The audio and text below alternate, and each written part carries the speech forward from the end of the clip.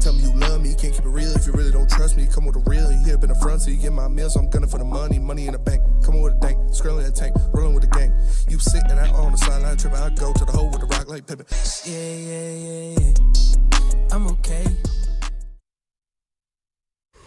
What up, though, and welcome to Woodward Ringside live on WoodwardSports.com. I'm Eazy, my spin mode Raxter, live, Chris, baby. Nicholas, Koloff. Smash the like button, be a friend, tell a friend, and share the stream. Smash. Speaking, I see you're rocking a Star Wars shirt. Shout out. Shout out. Senator Amidala. Queen Amidala. Oh, yeah, I guess it's not Queen at that point. No. Senator Amidala. Banging. So hot, dude. Natalie Portman's so hot. Yo, that way Anakin Wood. rinsed her up the entire Wood, way for through. sure. Wait, what? You said what to what? Wood You and wouldn't? dude, just no. He said wood. Oh. Wait until you watch Clone Wars. Chris. It's even more Riz from Anakin the whole time. This dude, one of these senators in an episode's like trying to push up on him or push up on Padme, and he like goes into her chambers, and that dude's like there with her, and he fucking force pushes him against the wall, and she's like, "No, Anakin, stop!" And the dude stands up. He's like, "Yeah, I can't do shit without your Jedi tricks, pretty much." And Anakin like smiles, puts his lightsaber down, and just tosses him hands, bro. It's such a good episode. Risen her up. That's beating somebody up. Oh no, well, he was trying to bang his girl. Yes, that's fair. No, but he does raise her up through. I was just saying that was cool. No, yeah. No, he hit that one line. It's like your kiss is like a scar on my brain. I can't stop thinking about it. Mm-hmm. I want to live life like this. Oh yeah. Fucking bar. He's the chosen one for a reason. He was a chosen one. I drew some parallel to Woodward Sports. I don't know if now is the time and place for that one, but I will lay that down. Was my name mentioned during BDE today? Or was I clean today? No, you're clean today. See, I so think I'm Stick did, but he can't not mention your name. Yeah. He said like he can't wait for you to apologize.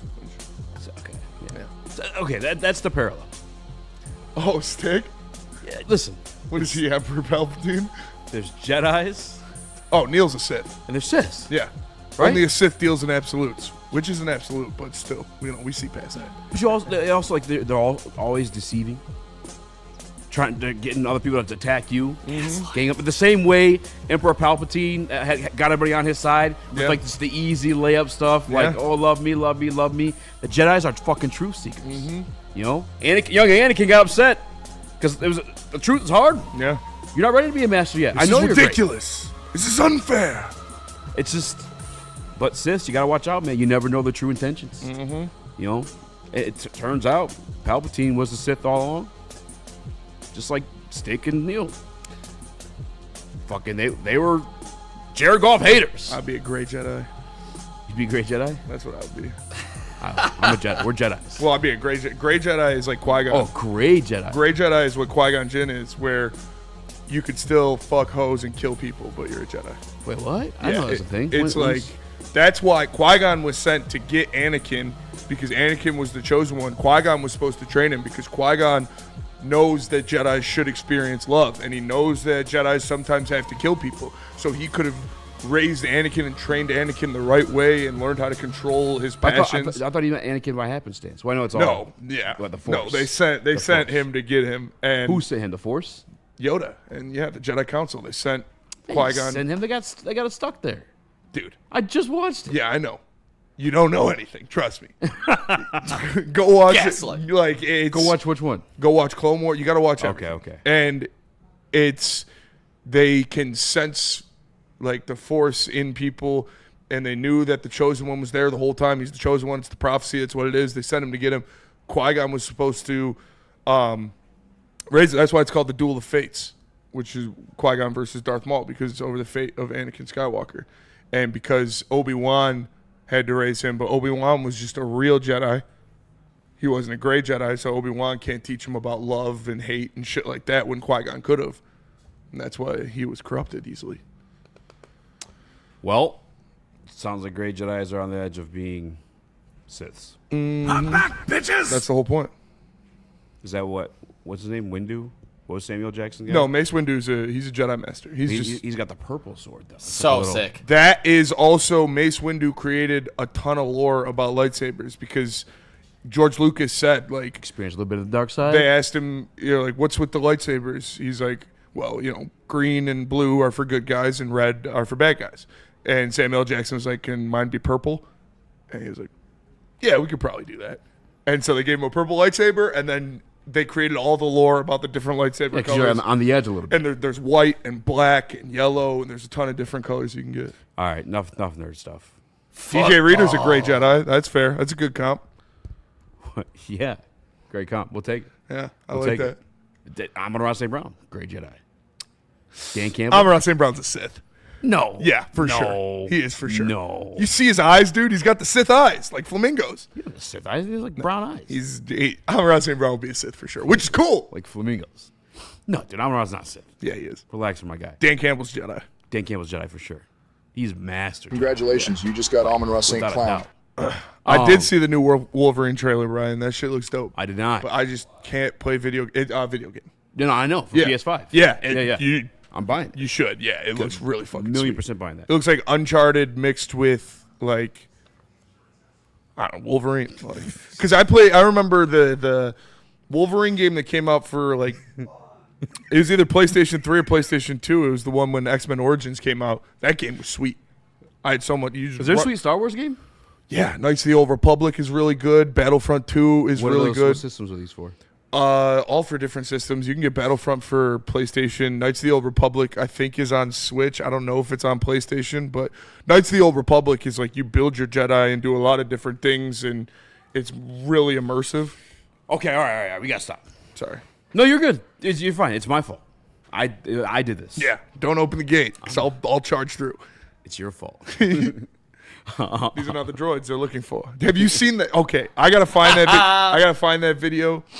It's these cops. They're like raiding an apartment, like real life. This is body cam footage of cops raiding an apartment. Yeah. And they're like waiting outside the door, and the neighbor like opens his door, and he like to see what it is. And the cop looks at him. He goes, "Jedi business. Back to your drinks." And the guy closes the door and goes back inside. And then they raid the apartment. It's so cool. Did you see Amon-Ra St. Brown? Obviously, we talked about the celebration yesterday. Yeah. That he had the touchdown where he said, "I run this shit." Blank. Yeah. NFL Run this shit, Ethan. fined him $42,000. Yeah. I didn't know.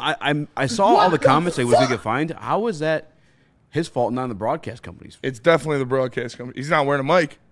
Yeah, like he's allowed to say he's a fucking human being. I mean, technically they're at work. But so Yeah, it's football. It's just the NFL being the NFL, dude. It's the no fun league for a reason. $42,000. That's a lot of fucking money. Again, that's not the broadcast company. Is ESPN? You fucked up. You left the mic on. Why was the mic even on? What do we need a mic on him or near them for? I mean, I like having that stuff on the side, but yeah, it shouldn't be on him. You're gonna tell a guy not to flex on people after he scores a hype ass touchdown, like $42,000. if I could say it, I would. That's I mean, I guess different money. What? Nothing. What would you say, sir? I'm just kidding. Aren't you from Berlin? But yeah, $42,000 is crazy. Ridiculous. Also, this is probably the one we should have led with. And we all have Detroit Lions show straight through. I think at the end, you guys could crash out with the Tigers if you'd like. Crash out with the Tigers now if you'd like to. I saw Spenny's crash out. Yeah, I crashed out a little bit on BDE. We got 5 minutes. You want to crash out, Nick?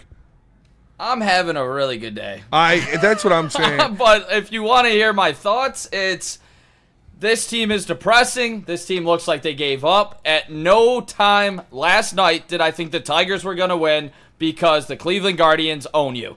And the Tigers are broken. How can they fix this? They had to have sacrificed something. I don't know in their life. They need some sort of juju their way. Whatever the Cleveland Guardians are doing, it's working. And even like last night, that Parker Meadows barely misses the robbery of a home run. You know, it's like every single tiny thing. Even when the Tigers are getting strike calls, when we're finally getting the umps calls, still can't do anything. This team it's the epitome of pathetic right now, honestly. It's depressing to watch, but it's like a bad car crash. You can't take your eyes off of them. Must win tonight. Astros are continuously doing the same exact thing as you right now. You are basically 2 games ahead of them for the last spot because you have the tiebreaker against them. Beat Cleveland tonight. I don't know what else to say. I'm just hoping this team somehow turns around. I don't know what else to have because nothing makes sense right now. Yeah, I agree. And they're dead. It's over. They're not winning the game the rest of the year. Dumbo Jumbo in the Woodward Sports Chat says, Spenny, if you can name me a Jedi, the Jedi, that has sexual relations, I got $100 for you, besides Anakin. Obi-Wan never banged Qui-Gon. Qui-Gon, I don't think so. Obi-Wan, I know Obi-Wan had a thing with what's her name, the Satine, the girl from Mandalore. I don't know if they ever actually banged though. Oh God. KJ says Astros. Well, it's got to be Palpatine, right? Because he's got a granddaughter. I'm Ray Palpatine. But is a Sith still a Jedi, or are they Siths? Well, they are most of the time they're Jedi, then they become Sith. Like Count Dooku was a Jedi. He studied. He was Qui-Gon's teacher. Oh shit! Is Palpatine the? Palpatine is he's the he killed Darth Plagueis. Darth Plagueis is like the story he tells Anakin. He taught him everything, and then he killed him. That's him. Yeah. He's talking about himself. But I'm saying, like, remember when he goes to the other planet where the clones or whatever, and he's like, the Jedi from 10 years ago, the Master Jedi from 10 years ago, set this in order? Yeah. Is that Palpatine? I can't remember. Well, Nick, what were you saying? KJ said Astros are up 9-0. Must win tonight. Myles Garrett was fined $45,000 by the NFL for swinging his helmet at Pittsburgh Steelers quarterback Mason Rudolph in 2019. How much? That is $45,000. That's insane. Kaya Mundai. The fine was in addition to his suspension and loss over $1.2 million in salary because he got suspended. Oh, the dude with the giant foreheads banging hoes? That guy's the man. I don't know who that is. Oh, the dude with the giant forehead and the white hair. I guess he fucked somebody. I don't know. Shout out to him. That's crazy. So saying that dude fucks. Hell yeah. I didn't know that. Damn near equivalent to swing your helmet at another player?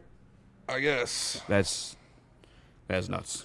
All right, let's go to break. Reset. I also saw the thing. We're all over the fucking place. Did you watch that video I sent you on Instagram of like mic'd up Myles Garrett in games where he's talking to guys like this dude on the Ravens, like random like guard or something walks up to him during the game. He's like, I know I'm a nobody, but could I get that jersey after the game? And Myles Garrett's like, hey, man, you made it to the league. You guys are winning games. Don't ever call yourself a nobody. And then there's like videos of him like laughing and joking with other offensive linemen. So Mason Rudolph definitely said that shit.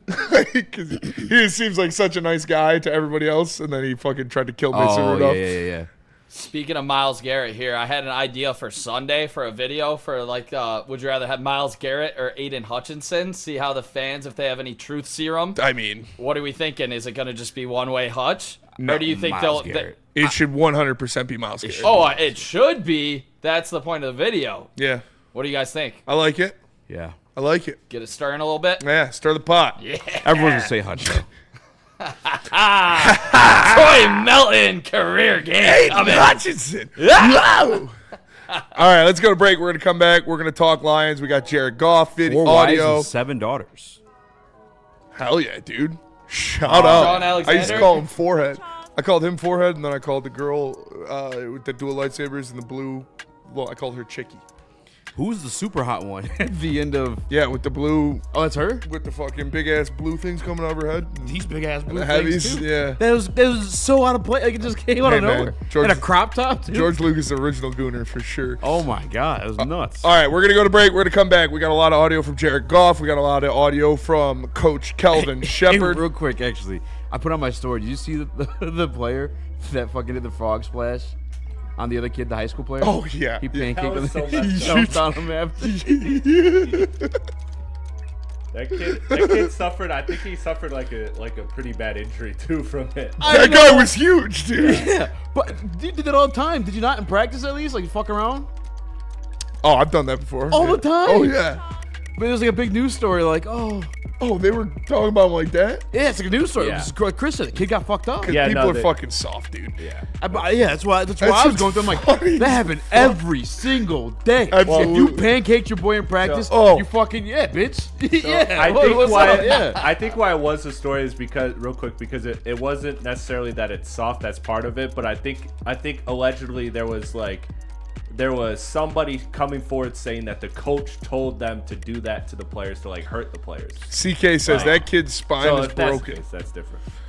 Should have drank more It's milk. unfortunate, but like injuries happen. Yeah. It's still a normal thing. It's like I'm not gonna sit up and like it's not a normal thing. Maybe not like jump him like he did. I mean, I've definitely done that same exact thing before. Yeah, dude. But like, I've done it. It's happened to me. yeah. And he's the biggest guy on the team too. was He huge. knows That guy was his huge. role. That guy was huge. All right, let's go to break. We're It's just it got hurt. What happens? Talking about kids, Sean Alexander, 14th kid. I saw that too. Yeah, crazy. He's Shout having out his Sean 14th Alexander, kid. dude. Shout out to him. He's got the Lot ultimate of swimmer. sex. All right, let's go to break. Repopulate the Jedi. We can't double up. We got 3 here. I'll double you up. Let me tell you about Planet Fitness. Planet Fitness is the home of the judgment-free zone where everybody can get a full body workout in 30 minutes. And all memberships include fitness training. You get all that for just $15 a month or upgrade to the Black Card and get use of amenities like hydro massage, total body enhancement, and access to over 2,500 locations worldwide.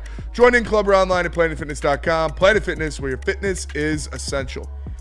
October 5th, we will be in Northville at Art and Jake's for the Woodward Sports Watch Party for the Detroit football game. Make sure you guys pull up. They got 80 TVs wall to wall, 22 draft beers, 90 menu items, and the heavies, of course. It's Art and Jake's, October 5th, Northville. We'll be there for the watch party.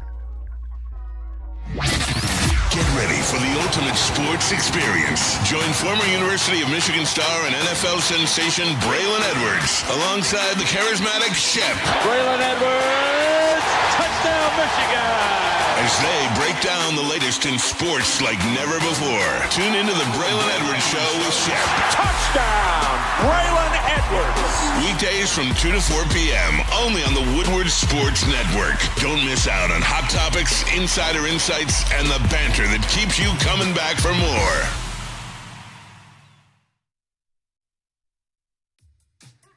How do people feel about getting a Planet Fitness membership for $15 a month? How do they like working out in a clean and spacious gym that's filled with equipment for every workout?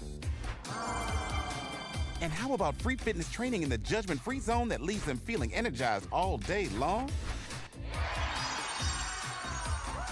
Join Planet Fitness today with the free PF app, online or in club, and start getting that big fitness energy for $15 a month. We don't like to brag that we are the toughest sports network in Detroit, but we do have a guy named Darren McCarty on our side. Woodward Sports.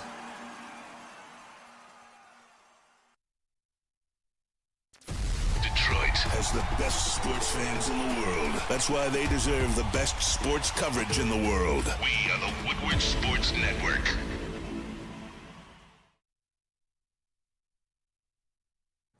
Massage Chair House. Make sure you guys pull up and go see my guy, Dr. Eric Duncan. Schedule an appointment if you need to with the QR code above my head or visit massagechairhouse.com or catch him in person at the corner of Woodward and Long Lake Road in beautiful Bloomfield Hills. He has the largest massage chair showroom in the Midwest. That's why he's a large massage chair review channel on the interwebs. Go check out my guy, Dr. Eric Duncan, the Wellness Doc. What up, though? Welcome back to Whatever Waits Live, motorsports.com. Easy my spin Raxter, Chris, Nicholas, Koloff. Smash like button, be a friend, tell a friend, and share the stream. Share it. Tom Bregman says that is not normal at all. There's 2 people say it's normal. It's a thing. I've done it before. Yeah. Again, it's unfortunate you got hurt. But to me, that's a football injury, not like a fucking, I don't know, something that should be a news story. Chris, I did send that photo. I don't know if you grabbed it or not. I'll grab it right now. Okay. Fucking around on your phone instead. Thanks, bud. Appreciate you. Texting you about the show, bud. Appreciate you, Chris. Texting you about the show, bud. A lot of cuts from Jared Goff. A lot of cuts from Coach Calvin Shepard. And I want to get to him, but I did send the photo of the hot Jedi. I would say probably the 30 seconds one. All right. Here we go. Oh, I thought it was going to be the video. Hey, you know what? Let me hit that. But in the movie, she had heavies. Yeah, she's got heavies. And they're out. I was like, Yeah. what are you doing? My balls was hot. Shout out to, I think Dumbo Jumbo put in her name. Super nerd to know her name, by the way. Swallowed up. I respect it. Respectfully. All right. You can play any Jared Goff video if you Gotta want. be. All right. It creams in your mouth a little bit. How you play sequencing and how it puts stress on the defense, knowing that you guys can run multiple things, show something early in the game, and then, basically play off of that out of the same package. Yeah, that's like kind of the whole thing. You'd like to do is set things up throughout a game, and good offenses do that, good play callers do that, and the last 2 weeks certainly we've done a good job of that, and show them something all game and then get to something else, or change tempos out of the huddle, all sorts of different things we can do, motions, shifts, the whole thing, and it keeps defenses on their heels. That's kind of the stuff that I was worried about with Ben leaving, was the setups. And that's where, shame on me for discounting Dan Campbell. By the way, a lot of stuff kind of opened up in that press conference too. Dan Campbell is calling a few plays here and there. Yeah. And it's actually kind of like everyone has input in that offense, like even in the game. Johnny Moe said he's calling the game until someone comes up to him and offers something else. And he'll consider that one. Or if Dan Campbell wants something, it's called. Or in between series, Dan Campbell's like, this is what I want to do this series. Attack it this way, that way. The guy, shout out to fucking Dan Campbell, man. I mean, I knew it, but I guess not to that extent. Yeah. And that's what you brought in all of those guys. You brought in David Shaw. You got Johnny Morton. You gave guys like Scotty Montgomery and Hank Fraley bigger voices and more responsibility in this offense. And he said it himself. He's like, it's going to take, everybody's going to be working at it together. It's going to be the collection of the sums. And they went out there and they put out an absolute ass whip in the past 2 weeks. So, we talked about it. All the different plays and the sequencing that they do and how it sets up other plays, including that fourth down pass to Amon-Ra St. Brown. They were having Amon-Ra St. Brown come in and cut block a lot on run plays all game, having him come in, motion in, block for the run, come in, motion in, block for the run. So on that play, you have him block for the run, so Marlon Humphrey bites, and he breaks it off. Marlon Humphrey tries to grab him. Boom. There it is. And that's what good offenses look like. They set things up mid-game. We know Ben Johnson used to do that a lot, and now it's continuing in this offense. Yeah, they even set up for like weeks prior. Yeah. Put something on tape. I remember the Packers game, I think it was like 2 or 3 years ago, where Amon-Ra had that option route, and the cornerback bit so hard it ended up being a touchdown, and we knew they were going to do that. Yeah. Because they've been setting it up for fucking the 3 weeks leading up to that game. I guess that's the cool part to know that Dan Campbell's got that Sith. That manipulation him a little bit too, that Jedi mind trick. Not even just for the players, because I believe he's doing that with Terrion Arnold right now too. Although they're actually taking action with that one. We'll get to that too with Calvin Shepard. But just setting things up so people fall in line the way you need them to or want them to. It's great to see that being continued on offense. Here's Jared Goff also talking about the matchup this week with their offensive line versus the Cleveland Browns defensive line, who's holding running backs to 52 yards a carry this year. Historical pace. Next to a really talented edge rusher. Just the dynamic of that and how difficult that is to prepare for him, and what are the challenges of that? Yeah, well, certainly you can't slide to both of them, so they'll line up opposite each other, and it leaves somebody one-on-one, and it's our guys' job to go win those one-on-ones. And those guys are good players, but we got good players too. It's what it is. You're not getting any cakewalks in this league. It doesn't matter who it is. It's the Cleveland Browns. It's the reigning defending Super Bowl champion Eagles. Doesn't matter who walks in. They're going to have top-level talent at some spot on their team, and the Cleveland Browns have it on the defensive line. They've got the best defensive player in football over there in Myles Garrett. So you're going to have to watch out for him. You're going to have to account for that. But luckily the Lions have a lot more talent all over the field. So they're going to be able to supplement that, neutralize Myles Garrett, and make sure that he doesn't beat you by attacking places where he's not. And that's why I expect this to be a pretty big Jared Goff game. I expect a lot of quick drops, quick passes. Yeah, because I don't think they're going to try to run the ball into the teeth of the defense as much. I could see them using a lot of those quick outside zone passes to Gibbs out of the backfield, quick ones to Amon-Ra St. Brown and Laporta over the middle. Get the ball out quick so Myles Garrett can't affect you in the pass game, and don't run it into the teeth of the defense, which is the offensive line. That's why I'm excited for this game, because we have so much on this offense to offer that we truly can attack either way, but it's still like a son of a bitch attack. So it's going to be very interesting or just pretty cool, I guess, to find out how they crack that puzzle, this Cleveland Browns offense, because there's no excuses. No, you have everything it takes to do so. So I'm very curious to see how they do it. I guess that's an interesting one, Jared Goff. I can see that the quick games, especially stuff to Jahmyr Gibbs. That was the thing about power situation too, just a bunch of duos, the same way they did the Ravens with David Montgomery, just to wear them out throughout the game too. They're sequencing. Yeah. Do that. Set up for Play big JMO action. bomb. Yeah. I think one big thing too, Eazy, is you want to see the improvement of that offensive line. So, Spenny, I do agree with the quick passes, but I also want to see what we do best usually is run the football. And when you win up in Green Bay against a elite defensive line, you know, with Parsons and Gary and, you know, Van Ness in the middle, who looks like a great player now, you know, we couldn't really run the rock at all in Green Bay. So week 4 with the young guards coming off a big game against the Ravens, obviously, I don't want to force it, but I do want to see our upgraded offensive line go up against, you know, some dogs on the other side, a Mason Graham, obviously the best offensive lineman in football, and Myles Garrett. And I want to see if we are able to run the rock against one of the best offensive lines in the league. And if we are able to do so, it gives me so much hope moving forward. It doesn't matter who we play. We're going to run the damn football, you know. So I do like that we're at home. You have the communication. It's going to be quiet. Like, I don't want to hear any excuses about that. Best on best. Let's see if these young guards are ready for the challenge. Fuck it. We got that clip of Johnny Moe talking about it. I'll run a little bit over with that one, but we go to break and come right back to it. Fine. You're no fun. Tell us about Feldman, Nick. You ruined the clip. Feldman Chevrolet is Michigan's #1 Chevy dealer with 5 locations in Highland, New Hudson, Novi, Livonia, and Lansing. This month's specials include a 2025 Silverado 1500 Crew lease for $189 a month. You can also get a 2026 Equinox LT lease for $219 a month. This offer ends September 10th, so get there quick. No one gives away more cash and prizes than Woodward Sports. You don't believe us? Here's our latest $10,000 winner. You know, you guys posted, hey, if you guess all this stuff right, you know, we'll give it's $10,000. I'm like, okay, well, why the hell not? And the winning doesn't stop there. How about our Outkick Your Coverage winner? Let's give it up for David Tully, everybody. David Tully. This guy's got a hot girl. Bigger prizes, bigger giveaways, cash, merch, tickets, and more. All from the biggest sports network in Detroit. No one does it bigger and better than Woodward Sports. Make sure you're following, liking, subscribing on Instagram, Facebook, X, and YouTube for your chances to share in the winning. From Detroit's #1 sports network, Woodward Sports. It's electric. It's the Great American EV Sale at Feldman Chevrolet. With over 800 EVs on the ground, it's the largest selection in the state. Drive home a 2025 Equinox EVLT for just $159 a month, or a 2025 Blazer EVLT for only $179 a month. But hurry, the $7,500 federal tax credit disappears September 30th.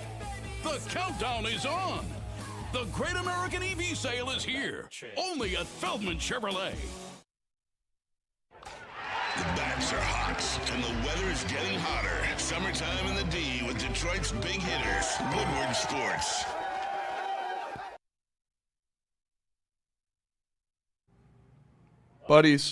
Buddies Pizza. Ladies and gentlemen, go get yourself it right now. They've been around for 79 years. Use promo code Tim Mills, save yourself 10% on that one. That's buddieспizza.com.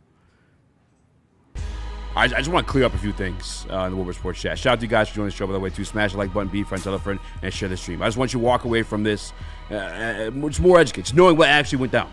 All right, so being blessed with this job, which we truly are. Mm-hmm. We're able to meet a lot of cool people. Yep. A lot of cool people that they play for the team. A lot of people coach for the team. And so sometimes you hear things, you get reported back per source. Mm-hmm. You can't really say who it is. Some of these guys have been on the show. Yep. You know, may or may not. Is Ben Johnson's offense. Actually, one of the guys said it point blank on the show. Mm-hmm. We had our guy Allen Robinson. Al Robinson, and my man at the fullback too. Yeah, Jason Kabinda. Jason Kabinda, I apologize. So basically what it is, you guys know the story. I don't know why anyone differs or just whatever makes you know more of it. You know how Lions fans are, man. Yeah. All right, put it in this perspective too. If it's your scenario, where it's Dan's situation, where was that 2021? Right? Like, it's use common sense there. But basically, Ben came in, started drawing up some plays while Dan was calling the plays. Like, hey, I really think we use this way. And we had this kid, Amon-Ra St. Brown, in camp. He was fucking killing it. Why are we not using him? If you go check the numbers, look at Amon-Ra St. Brown's numbers until, like, week 7 on. And then he goes on and puts fucking 900 yards up. Mm-hmm. And that's when I knew he was going to be a dog. And people were still riding Jalen Waddle. I'm like, look what this kid did in fucking half a season. Mm-hmm. Where we at today, by the way? Amon-Ra St. Brown, Jalen Waddle. Either way. Wait. Other way around. offseason hits. Ben's like, okay, we need to like build this thing around the strengths of our offense, or at least on the strengths of what our quarterback can do, because that's what everything revolves around for your offense. What can your quarterback do?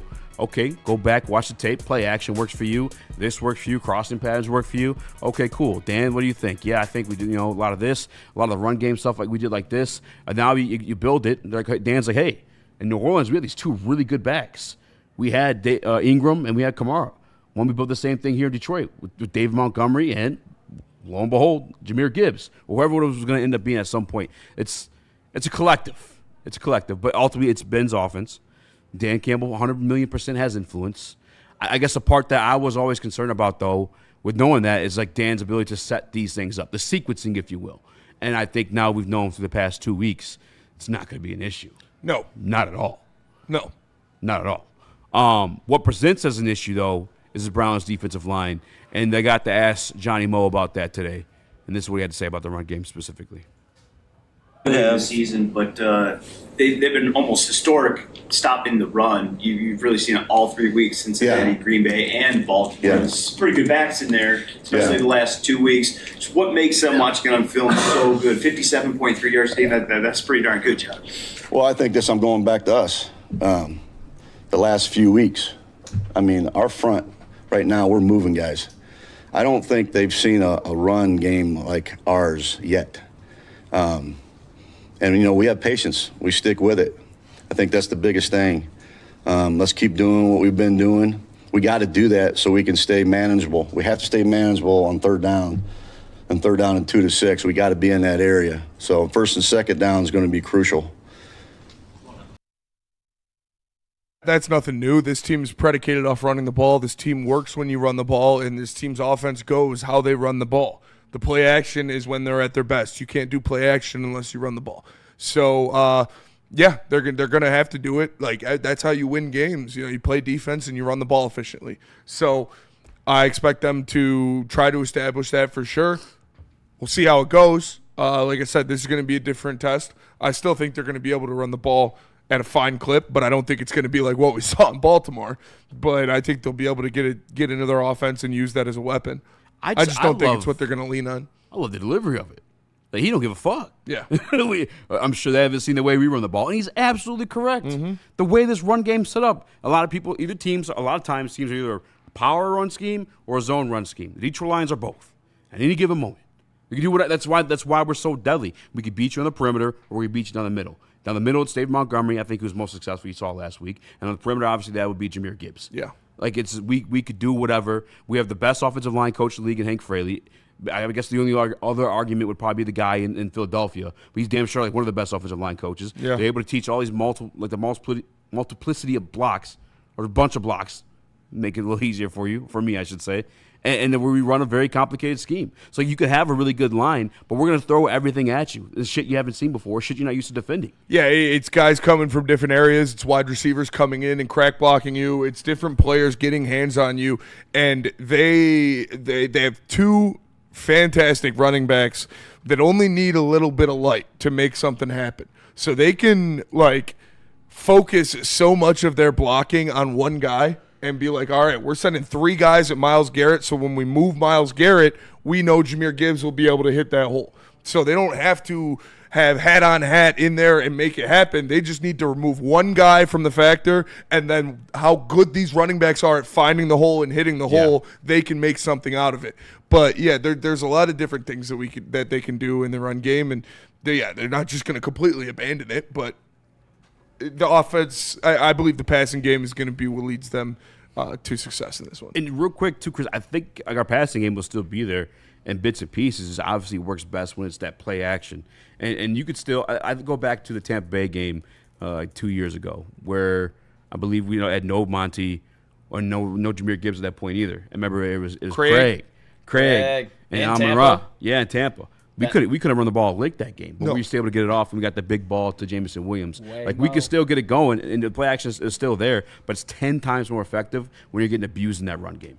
Yeah, I was at that game. That was a phenomenal block by Reynolds. Shout out. I just wanted to say, the blocker, Lions coming into this game 7th in yards per carry on the season with 5 yards per carry, and I think with the upgrade that you've seen from week 1 already to week 3 in these offensive guards, I just think the momentum can continue to carry on for the confidence level. If you go up against such a good defensive line, known around the league as like a top 5 line right now, coming into this game with all of the pressure that they put on the Green Bay Packers, I think if you're able to dominate this line with these young guards, the momentum that it builds just for the future, to the ability to go into Philly and just take over that game on the ground, like, I just would like to see them continue to build momentum in the run game, because it truly is like this offense will not be stopped if we run the ball. So that's why I do want to see them hopefully step up to the challenge, and I obviously think it sets up the pass after. Yeah, and that's why I have so much faith is last week's tape, right? Like, last week's tape showed you that, look, they stuck with the run game, and it demolished them in the second half, like an avalanche. It was just unstoppable. They were running the ball fine. They had some runs that weren't great either, but they did not abandon it. They stayed true to who they are, and so him saying that, me watching the tape from last game, like, yeah, I have all the confidence in the world. Chris watching tape? That I have all the confidence in the world that this team is going to be a team that will continue to have success running the ball. They will have sex too. I think they can have sex with the holes they were making against Baltimore. They're gonna have a lot of sex. They're great at penetration. Yeah, that's a lethal ground and pound. Because I'm gonna get it right up in ya. That this offense and Jared Goff is at his best when the run game is working efficiently. So they're going to try to establish it every single time, and they've done a pretty good job over Dan Campbell's tenure of establishing it against no matter who it was. And they won't have to play from behind in this game. Like, I don't see that as a factor either. Like, Baltimore, you were kind of worried because, okay, if you don't get the run game established quickly, then you do have to rely on the pass, because this Baltimore team can put up points every single drive. This Cleveland Browns team, that's been their issue. They can't put up points. So even if the run game is slow to start, like, you're not going to be in this hole where you have to just turn Jared Goff into a gunslinger. And we saw time and time again how that hasn't been successful. So I have all the confidence in the world in this game, because even if it does come off to a slow start, they're going to be fine, because it's not like this Cleveland Browns offense is high-powered to where you're going to have to play from behind. It's just going to be so fucking – the chess match it's going to be between Dan Campbell, John Morton, David Shaw versus Jim Schwartz and the boys. What? Nothing. I'll tell you a break. What?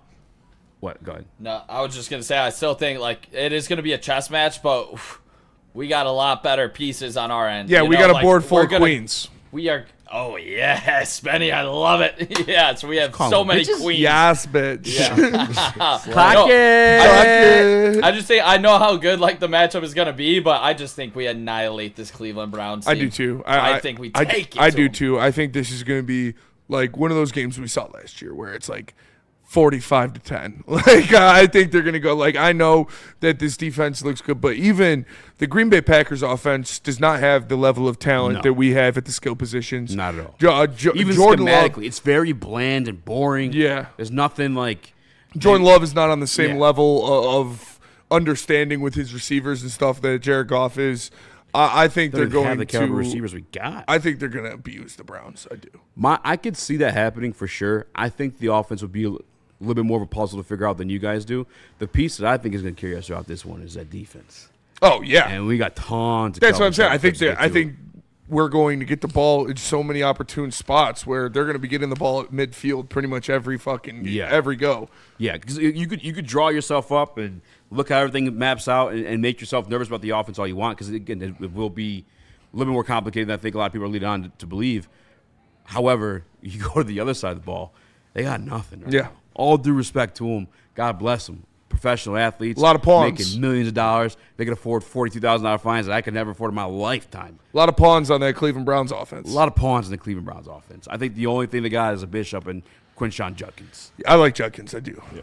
And they got two good tight ends. I like Njoku and I like Fannin. But they're that's a perfect example, right? When your two leading receivers are your tight ends. Yeah. You got a problem. Like Jerry Jeudy, Jaggy Jeudy. Like, I mean, Steve Smith called him out a while ago, and I agree. Jerry Jeudy, kind of a jag. Joe Flacco, he's a hit away from being in needing double hip replacement. And their offensive line's not good. So who comes in the game if that happens? It'll probably be Dylan Gabriel, honestly. They're going to do everything. It should be Shedeur. But they're going to do everything they can to make sure Shedeur doesn't play. Oh, shit. It actually will be Dylan Gabriel. He came in, I guess, I don't know what game. Yeah, when they're getting blown out by the Ravens, probably. Yeah, their leading receivers right now for the Browns, Harold Fannin leads the team, 136 yards. That's through 3 games played. Oh, my God. That's awful. They're ranked 31st in the passing game, despite having the... Wait, who's 32nd? That's a great question. That Probably is a Saints. Probably the Saints. I guess the Saints. But didn't they have a good first week, though? I thought they did. They had a competitive game. I don't know if they had necessarily that means their offense is doing well. Yeah. Keep Steve Smith away from your girl for sure. Oh, man. For sure. Forgot about that. I forgot about those stories. Tagging. What did he tag like Cup Company or something? Steve Smith, dude. Steve Smith's fucking my wife at Taco Bell. Yeah. Steve Smith's the man, dude. I fuck with Steve Smith heavy. Oh, that poor guy. All right, let's go to break. We're going to come back. We're going to keep talking Lions. We got more audio from coaches and players. But first, let me tell you about Loom. Loom Cannabis. Make sure you go to loom.com to find a store near you and get some of their great product. You can use promo code WSN30 to get 30% off your order. And they just created a new flavor of their Buzzin' drinks, which is a can full of weed, basically. It's delicious. You drink it. They're amazing. 7.5 milligrams per can. And now they got apple cider flavor. Perfect for the cold months. Perfect. Go to loom.com to find a store near you. Use promo code WSN30 to get 30% off. And then you can snuggle up in your warm home because you hit up Sharon's Heating and Air Conditioning and they fixed your furnace before the winter started. If you're a DTE customer, you get a free furnace tune-up before winter. Call Sharon's. They'll do it for you. Family owned and operated since 1981. Eazy was only 15 years old. Go to SharonsHeating.com. Scan the QR code to book now. Like I said, free furnace tune-up. Why wouldn't you let Sharon's do it for you? It's a family-owned business. You could trust them. Sharon's Heating and Air Conditioning. Love Woodward Sports? Love wearing clothes? Then you should be wearing Woodward Sports clothes. Check out our full line of merch at woodwardsports.com. Just click on shop. We have all your favorite designs, like Dan Campbell kneecaps, Woodward Golf, and of course, our own logoed out merchandise. Men, women, infants, kids all love Woodward Sports. Impress your friends. Impress your boss. Impress your dog. Buy Woodward Sports merch today.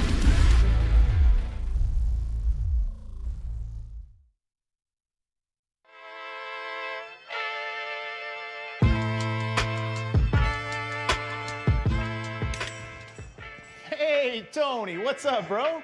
Same circus, different clowns. For sure. You want the usual, the big zip? You know me too well. I threw a little something extra in there for your ma. Oh, Hope man. she's doing all right. Ay, guy, sei un santo. You're a saint. All right, buddy, we'll see you next time, okay? Grazie. Congratulations to the real coach of the year, Motor City Dan Campbell. Just put your head down and go to work. It's about to be fun, man. It's about to be fun. Woodward Sports. Jars Cannabis, ladies and gentlemen, they have a grand opening of their Madison Heights location this Saturday, September 27th. Me and Smitty will be there from 5 to 7:30, holding it down during the skate jam. Shout out. Sign up. They got cash for tricks. They're giving away $8,000 in prizes. Go win some money doing simple tricks. And then walk into the grand opening of Jars and get 50% off. 50%. Store-wide. Store-wide. What are we doing? I better see you there. Yeah. What up, though? Welcome back to Whatever It's Live. Sports.com means you must spin more reaction. Chris, Nicholas Koloff, smash the like button, be a friend, tell a friend, and share the stream. Breaking down some of the press conferences from the coaches today, some of the stuff that we think is going to happen. We talked about the offense. I think it's really just a big. I mean, there's no telling. I think if any weakness, it probably is the passing game, like our guy said yesterday. Shout out to John Costco for coming by.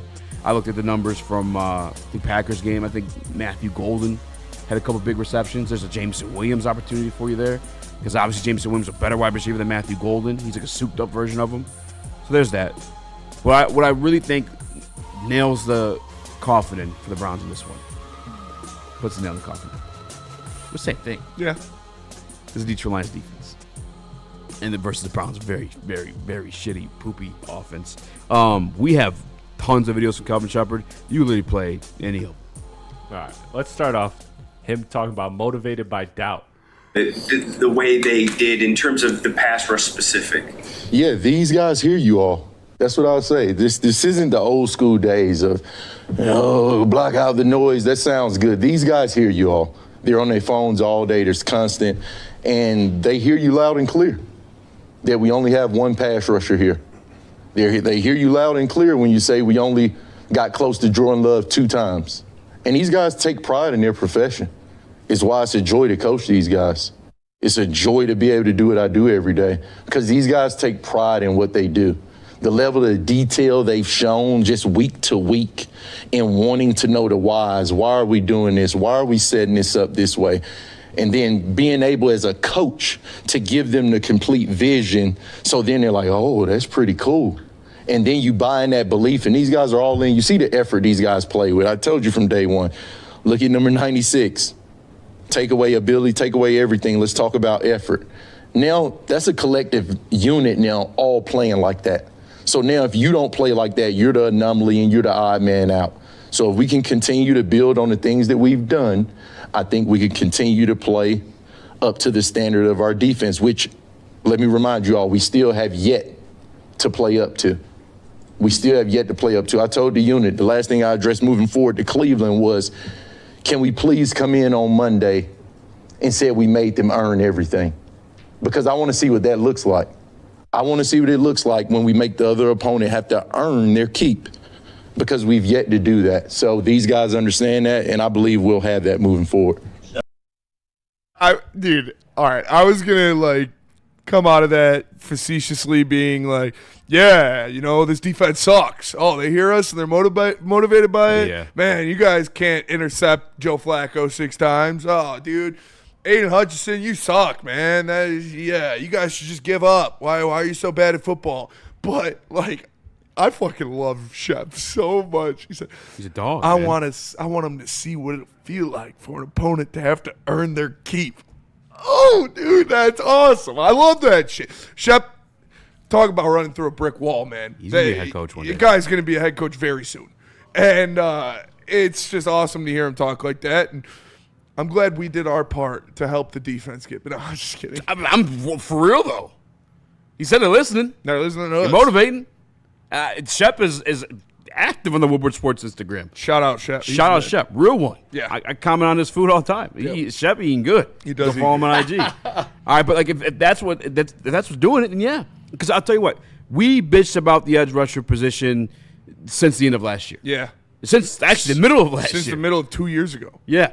Forever. Yeah. And it's never been answered. But this year, so far, Spinny, I pulled the numbers. You guys are the only team to have a higher sack percentage than us.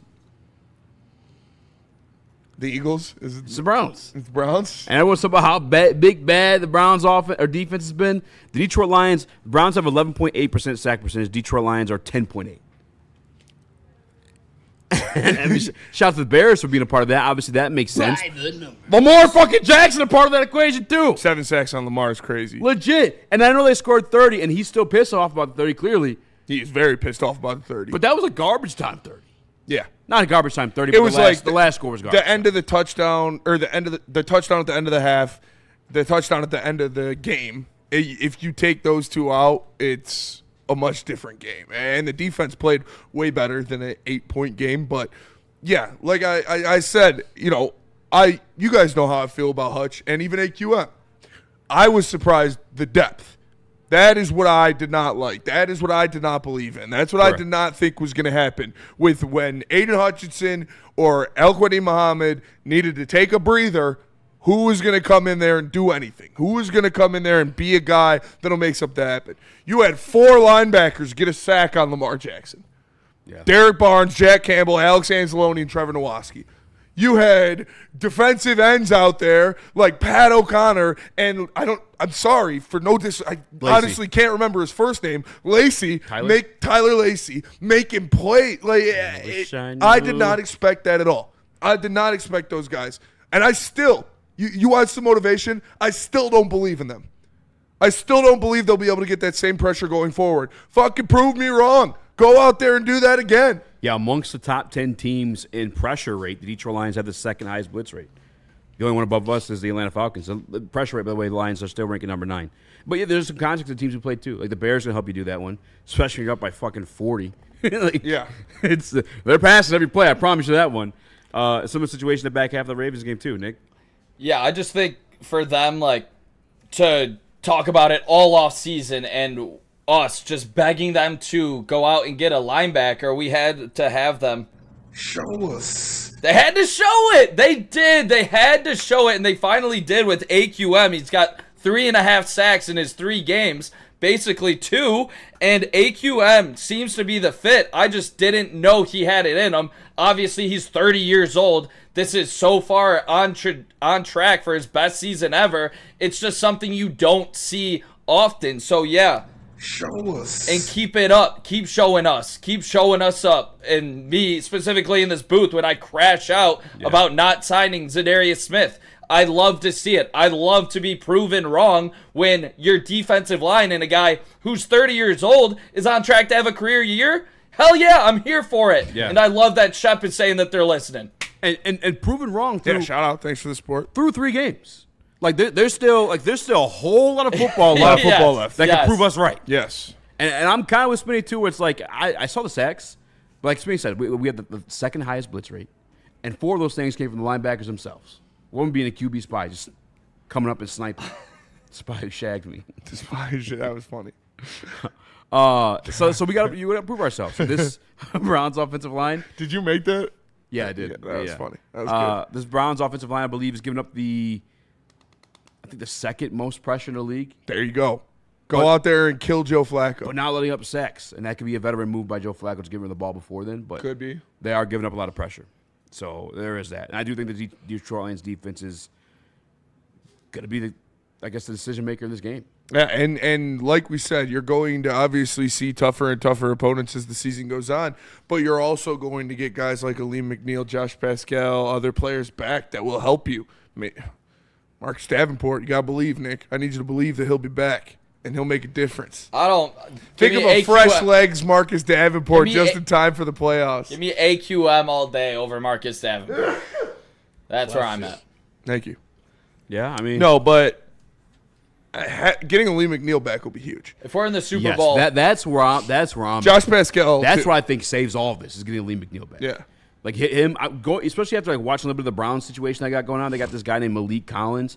Have you ever heard of Malik Collins? Probably not, but he's a fucking demon over there. Mm-hmm. He's second on the team in pressures. I just watched him go against. I know we destroyed the Ravens offensive line, but specifically Tyler Lindenbaum, who's like probably one of the better centers in the National Football League. He was absolutely fucking destroying him. Yeah. But he's blessed with those one-on-one situations because of Mason Graham and Myles Garrett. So when we get Aleem McNeil back.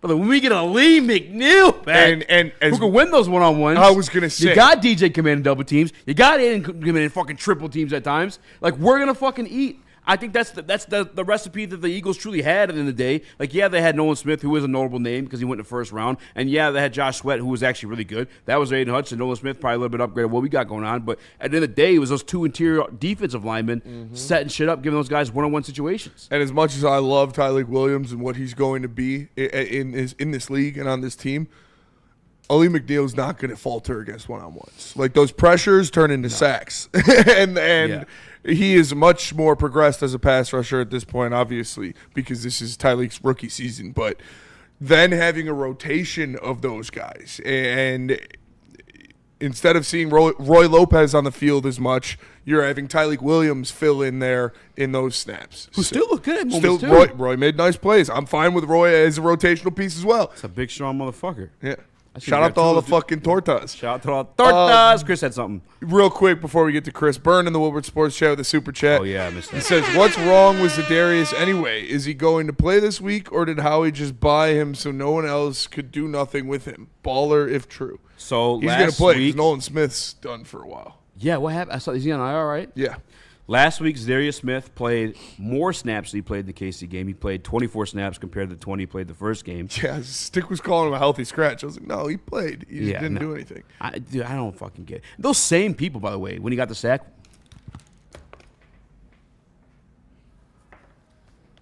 Nothing. Nothing. But they could not fucking wait. The one game he didn't have a sack to fucking come out and talk that shit. I know. It's cringe. Fucking gross. Yeah. Grow up. It's a really Please. weird. It's a really weird society we live in, where it's all in or all out of every single thing ever. And if you want to go by the pass rush, and this is PFF, not me. All right, in the KC game where he had the sack, his pass rush grade was 55.8. The pass rush grade he had last game against LA was 72.1.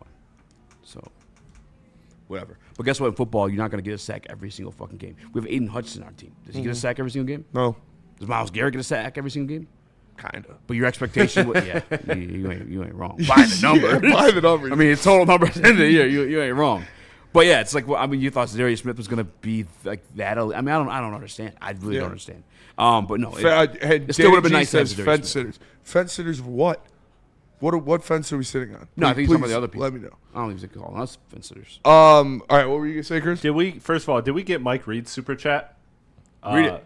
Okay, so Mike Reed said, shout out the heavyweights. What up, though? You guys are the best. Oh, shit. Go Lions. Lions by 1,000,000 Sunday. Nick, have a Sun Cruiser ready for me at the tailgate. Hey, shout out Mike Reed. Shout out. Sorry for missing that Shout one. out to Mike Reed. Pull up. I'll have one ready for you.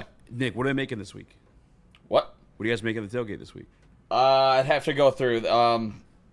I met Nick and I had Italian beef first time in my life.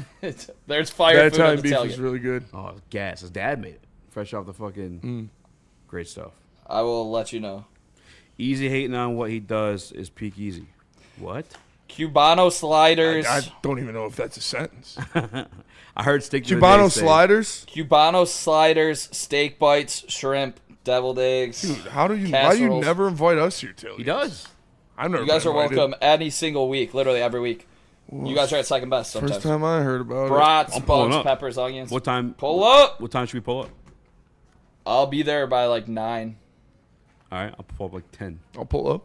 We Pull up. early? Yeah. Sun Cruisers.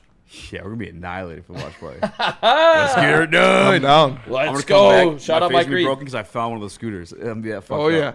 Oh, God. All right, let's go to break. We're going to come back. We're going to keep talking Lions. But first, let me tell you about Jack's. Jack's Car Wash. They're all over the place. There's literally one right there. And all you got to do is text WSN to 888-522-1729 to get yourself a free car wash.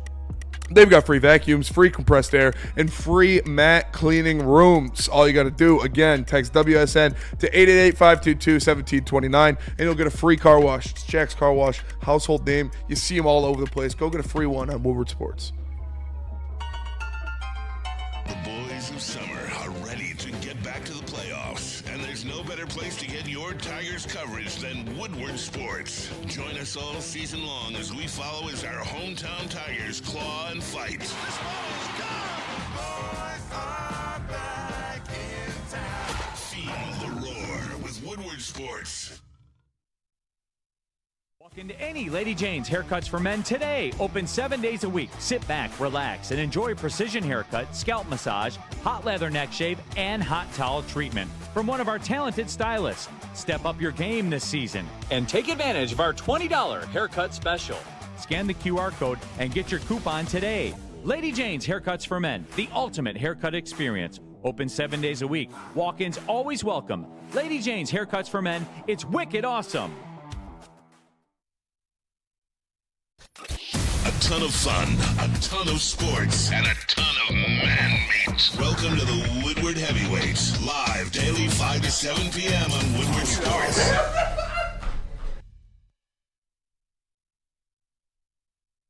Lady Jane's Haircuts for Men open 7 days a week. Make sure you tap in, get an amazing haircut from one of our lovely, talented stylists. You can get a hot leather neck shave, scalp massage, hot towel treatment, all wrapped into one in the King's treatment. Lady Jane's Haircuts for Men open 7 days a week. It's wicked awesome. All right, there is one thing, and I'm actually going to close the chat because I'm not dealing with the Goblins right now. I will at some point during the show. I just real quick. He said, at any time, this is a stick, King Gobbler, and all he does is rage bait and try to rile up the cousins, and it works. It works. And I wish he used truth when he. That's all. That's all. He just blatantly lies about people. Like you said, it was complete crickets when he has a perfect game, but pipes up when he has a bad game. I said, go watch the Heavyweights episode after his perfect game. Promise you it wasn't crickets. And he said, what about the Washington game? Well, what do you want us to do? Sit here and say he had a good game? Did he say that? Yes. Just now? Yeah. He had 4 interceptions. What the fuck do you mean? What about the Washington game? He had 4 turnovers, dude. You want us to say he had a good game? Like, sorry, I can't do that. Oh my if you could do that, and if God. you think you should do that, that's on you. You live your life how you want to. But I'm not going to say someone who had 4 turnovers had a good game. All right, let's keep going, though. Oh, my God. I read his rage bait, and I casted the spell for Stick. What the fuck are we doing? It's Please. Stick. That's his thing. That's what he does. He lies and he rage baits. But it's just gross because there's cousins out there that fucking They scoop believe it up they- like a ground ball. They eat it up. I don't know how to fucking. No, I love Stick, Tom Begman. No, I love Stick too. That part is like, wow. I'll never He understand. just riles up. It's low hanging fruit, and he goes for it every time, and it works. Because we know. There's a lot of cousins out there. Like Twitter, our chat is somewhat tame. There's a couple of them, but it's mostly you guys are mostly very knowledgeable. Yeah. Twitter is a fucking nightmare, dude. These people on Twitter, I just don't understand how they're like functioning adults in society. They probably have to be fed and dressed every day. But It's disappointing. All right. Why you always lying? What do we want to talk? Are we talking defense? We talking game balls? I kind of want to do the game ball thing. You want to do the game ball thing? We got a lot of Shep stuff. We got hot. Terrion Arnold. We're gonna. We'll do game ball. We Let's do game got ball. we got We'll do 10 Terrion. minutes. I want to give that or we got Okay. 8 minutes. I want to give that a full second. I want it. All right. Stick says Easy's real name is Daniel. Very How about close this? to denial. Stick's real name isn't Stick. When Stick tells you his real name, he says Sam. Sam's not his real name. Your real name's Clarence. All right? You're such a liar. You have fucking 3 walls of names to get through. He doesn't live at home with both parents, though. He's got a very nice house. Got a very nice house. Hey, a very beautiful family. Yes. Clarence. He went to a private school, too. He did. Clarence. He's a discount Skip Bayless. Who are you? You got to pick one offense, one defense. I'm going defense first. And Okay. I'm taking it first because I know he might be yours, too, but I'm going Brian Branch. Fuck! Give me Brian Branch. Like the tight ends are used so much in this offense. They're gonna have to throw the ball a lot because they're gonna be down. Aiden Hutchinson, Al-Quadin Muhammad, they're going to be trying to tear off Joe Flacco's heads. He's going to be checking down to his tight ends. Brian Branch around the line of scrimmage. I wouldn't be surprised if Brian Branch had a pick 6 in this game. I really wouldn't. He was a sneeze on an eyelash away from having an interception in the last game against Lamar Jackson. He's the guy who notoriously doesn't throw interceptions. He wants it bad. He's going to have a pick 6 in He this did one. because he got robbed in the Green Bay game too. Yeah. He has so many of those. I swear. Where he gets a pick and it just happens, or like just as close, and there's like a penalty on the play, whatever it is. I feel like it happens to him more than any other buddy I've ever seen in my entire life. But he just does it so frequently that maybe just feels that way. But yeah, Brian Branch is my guy. Am I allowed to pick the same guy, or got to pick somebody different? No, you can pick him. I just want Brian to do it Branch first. is going to be a fucking demon. You're telling me 3 of your best pass catchers on this team are tight ends? You're talking about guys that start here, being in the middle of the field, or jumping the outside and have a free roaming safety with the fucking best instincts in the National Football League? Yeah. Brian Branch is grabbing that ball, Joe Flacco. I don't care how long you've been doing it. I don't care how vetted you are. Maybe you throw a few of those out of the way, and he just gets credit for the. He's going to try to check it down to Njoku or Fan in it, and Branch is just going to undercut it and take it all the way. And especially, and in all due respect, because I think Fan's been very, very, very impressive. You played at Toledo. Force fed in a shitty offense, kind of like Brock Bowers last year, but Brock Bowers is very good. Brock Bowers is very good. But that's another kid who played, Bowling Green? Mm-hmm. Brian Branch punching that ball out of his fucking hand. Yeah. He hasn't seen a Brian Branch in his life. No. You know what I'm saying? Not a lot of people have. Yeah, Brian Branch is unless he played the Lions the past couple on the years. defensive side of the ball. Michigander real quick. Michigander 1212 super chat in there. He says Scott Harris and Chris Illich is worse than Diddy. Stick says my parents are divorced. Just saying. Same. Shout out. Who is your defensive player of the game? Smooth transition here. Going with the captain. Captain Jack Sparrow, that is, fellas. I'm expecting another really quality game from the captain in the middle. I think with all of the attention that Aiden Hutchinson and now AQM are going to be drawing on that line of scrimmage when Kelvin Shepard decides to dial it up, I think you're going to see Jack Campbell get home on Joe Flacco. And to go along with that, I think because he's going to get there early in this game on a blitz, Jack Campbell dropping in coverage on one of those tight ends. Maybe a little interception. I truly believe Jack Campbell has a really big game. I'm thinking a sack, definitely a pass defended. Maybe that first interception, 8 tackles to go with it. I think you're going to see him all over the football field, even after, obviously battling that injury. As long as he can talk and make out some of these calls, he's going to be just fine. As long as he's going to make out with a bunch of... kissing somebody, Nick. Jesus. I'm expecting a great day from Jack Campbell, continuing on his already great season. Make out. I just need her to kiss me and look me in the eyes. He's gonna. I want to kiss you on your hot mouth. Real quick, Chris, Jack Campbell, the fucking quarter lip. But, Shep was talking about, like, these guys hear you. These guys, I don't think Campbell's on social media at all. Jack Campbell? No. He was way more comfortable in front of those cameras in his last interview, though. Did you watch his interview from yesterday? Yeah, I think our guy Colton kind of broke him down a little bit. He was laughing about him busting his head. Yeah. So he's like in a silly mood. Sometimes Jack gets like comfortable, and you see him break that like other wall. He's kind of like just a goofball savage, but he gives me like Klay Thompson, like I read the newspaper vibes. Like, yes. he gives me. Jack Campbell's a psycho, dude. But, he did was like Dan Campbell said it in the last interview. He's all ball. That's all he is. He's all ball. That's all he eats, sleeps, breathes, shits, fucks football. That's all it is. It's like half this team, dude. Yeah. You ever catch him in an interview like, what do you do outside of this? I game. Yeah. Watch film. Just game. Yeah. And play fucking football. Work out. And they all have Just a hot chill girlfriends, guy. by the way, too. Shout out. Another super chat. Got a real hot quick girlfriend. Gotta play for the Detroit Gotta play Lions. for the Lions. Shout out to Kenny Powers and the Woodward Sports chat with the super chats. I'm going with a Hutch INT. I can see that. I like that. Especially Tylee getting his hands up there. And Hutch is capitalizing on it. That's what he does. That's perfect transition because that is my player of the game. You guys brought up a bunch of great players that will no doubt, I think, have good impact. But, guys, the correct answer here is Hutch. And we've seen it time and time again.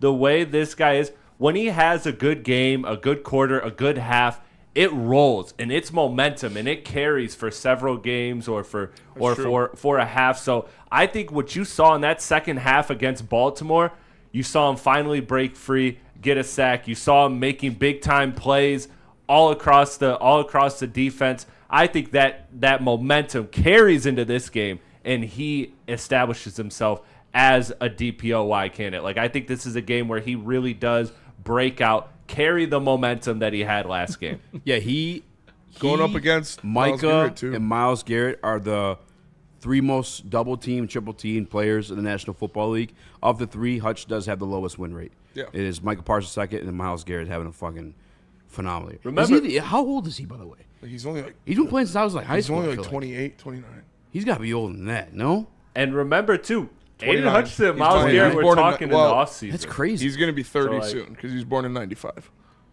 What'd you say? Yeah, he was born in December. I feel like he's been in the league since I got out of high school. That's not the case at all. He's actually younger than me. Yeah. By 50 years. Remember when we were trying to push the Myles Garrett to Detroit propaganda when they were talking in offseason? I bet that was more so less, hey, come to Detroit, more like, this is my DPOY this year. Like, I'm going for it. I'm gunning for it. I disagree. I think it was please come to Detroit. It could have been both. It could have been both. But they do. Hutch did say, like, I forget who asked him, like, you're going up against Myles Garrett. I know it's not up against him, but still, does that give you, like, extra motivation? Oh, yeah, they root for each other. And he said, no, yeah, we're rooting for each other. It's competitive. Like, we all root for each other. They're so good. They're such savages, too. And, like, who can kill the most people on the field that day? Yeah. That's what it's going to be. Mm-hmm. Like, how many buys are you collecting today? Yeah, I feel like Hutch would be a Sith, too. No, he's got to be a Jedi. But I feel like he'd be a Jedi. I feel like all He's too defense pure. got to be Sith. If we have a Sith, Brian Branch. Brian Branch is a Sith for Brian sure, Branch is a dude. Sith. What? You know, that's who Bates cut Jack Campbell's lip was Brian Branch. I feel like Jake Bates is also a Sith. After he didn't get that interception, he kicked his legs up in temperament and fucking caught his team captain. Brian, yeah. Man. Jake Bates is going to make a 70-yarder this year. Yeah. Yeah. He almost made a 67. 67-yarder. I was trying to fucking make it happen. You guys weren't playing. I was doing it with you. I saw you. It was just Let's me, you, and go. Jeff. To me, it was too cool for us. Too good for us. Well, I was going to do it when he made it. That's how half the gobblers look outside. All right. Let's go to break. Go to break. Things are getting real with Terrion Arnold. I want you guys' perspective on that. But first, let me tell you. I'll tell you about Mad Packs. Go to getmadpacks.com to find a store near you carrying the best product in the game. Whether it's the high-low pre-rolls, the Boom Shakalaka Tarantula, THCA, Blizzard Pack Infused Moon Rocks, or any of their top shelf strains. They just dropped me off an ounce of their animal cookie yesterday. Rolled up a joint last night. It's beautiful. So make sure you go get some. Go to getmadpacks.com to find a store near you carrying it. Mad flavor, mad high. Mad Packs. Ever wonder what goes on inside the game? Deep ball's got a man and got him. Touchdown, Braylon Edwards. Join Braylon Edwards and Shep. Edwards has it. 10-5, touchdown. On the Braylon Edwards Show with Shep. Bar looks in zone. Got Edwards for the touchdown. Where they dive deep into the heart of sports. Weekdays from 2 to 4 p.m., they're bringing you expert analysis, exclusive interviews, and a fresh perspective on the sports you love. Don't miss it, only on the Woodward Sports Network. Big injuries, big news. Twice a week, Dr. Jeff Pierce from Michigan Sports and Spine joins Woodward Sports Network for the Injury Insider Report. Big D Energy Tuesdays at noon. Braylon Edwards and Shep Thursdays at 3:30. Get expert analysis and in-depth breakdowns on the latest sports injuries from the man trusted by top athletes in the community, like D-Mac. Whether it's the Lions, Pistons, Tigers, or Red Wings, Dr. Pierce talks us through it all. Don't miss the Injury Insider Report with Dr. Jeff Pierce, your go-to source for understanding the impact of injuries on the games and players we love. Only on Woodward Sports Network. Scan the QR code on the screen or go to MichiganSportsandSpine.com to see if Dr. Jeff Pierce can help you.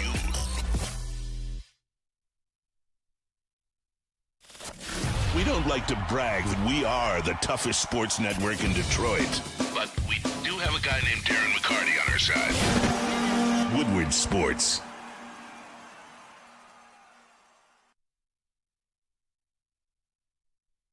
Sports fans, don't miss out on expert sports injury insights with Dr. Jeff Pierce of Michigan Sports and Spine.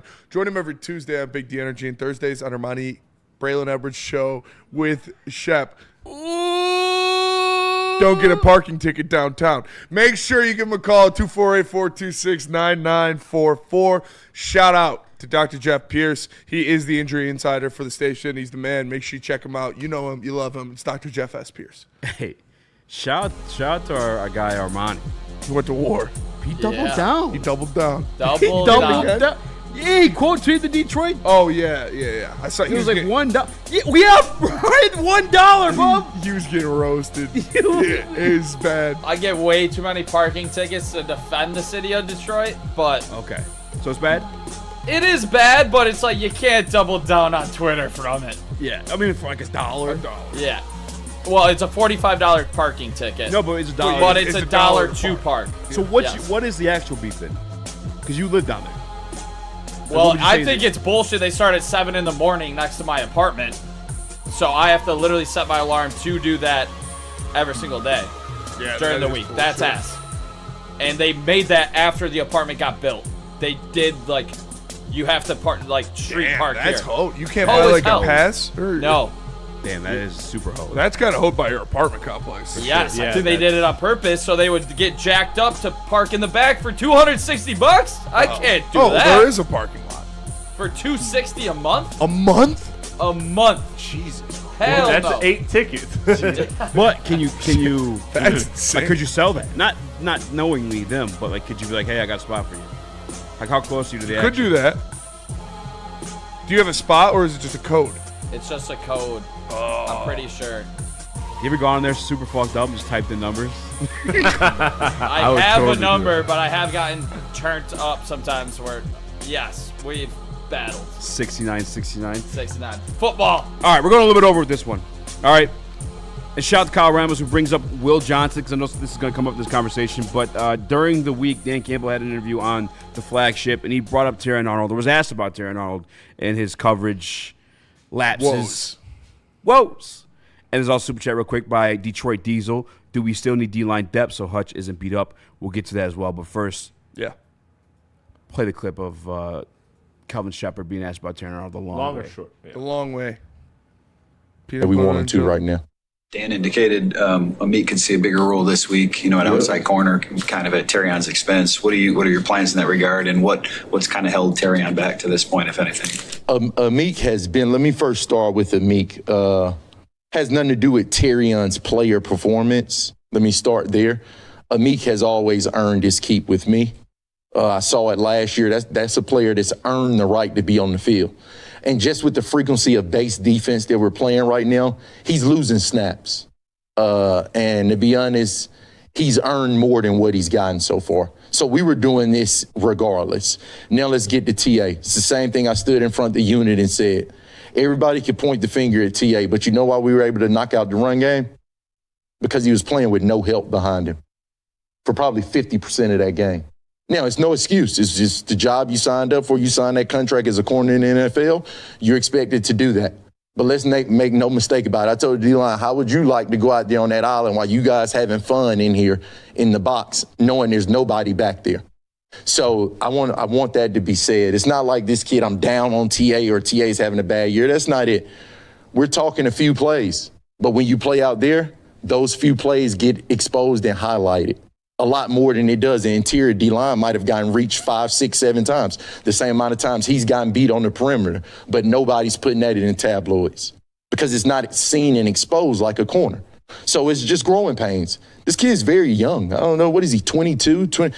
He's very young, and he's still in the developmental stages. All we have to do right now is find a way to bring the confidence that we saw when you were out there against Jameson Williams and St. Brown all camp to game day. That's all we got to do, and it's our jobs as coaches to help the player and find a way to get that done. God, he's such a good speaker, bro. God damn, he is good. I mean, I already had thought out what I was going to say in response to this, but then listening to him, I'm like, all right, yeah, actually, that kind of makes sense. All right, because TA is only 22 years old, really young. That's 50 years ago for me. I mean, what were you doing at 22? You don't want to know what I was doing at 22. Tiny Tina's what Tiny doing Tina at 22. is what I was doing at 22. I like doing coke and choking. And as much as there is that lapse that is going to happen in the National Football League when you go up against these freak athletes. I mean, we're talking about 6 foot. For an example, Chris, put the camera on yourself. Chris is 6'6", 6'5", 6'6". And I love you, Chris. You gave you a free open hand slap to Smitty's face, and you missed him. Half the 6'6" people I know operate that way. At the NFL, these are guys that are running 4.4s at these size. You know what I'm saying? These are freaks, and you have to start defending them. You haven't seen me run. I've seen you run. I can beat you in a race.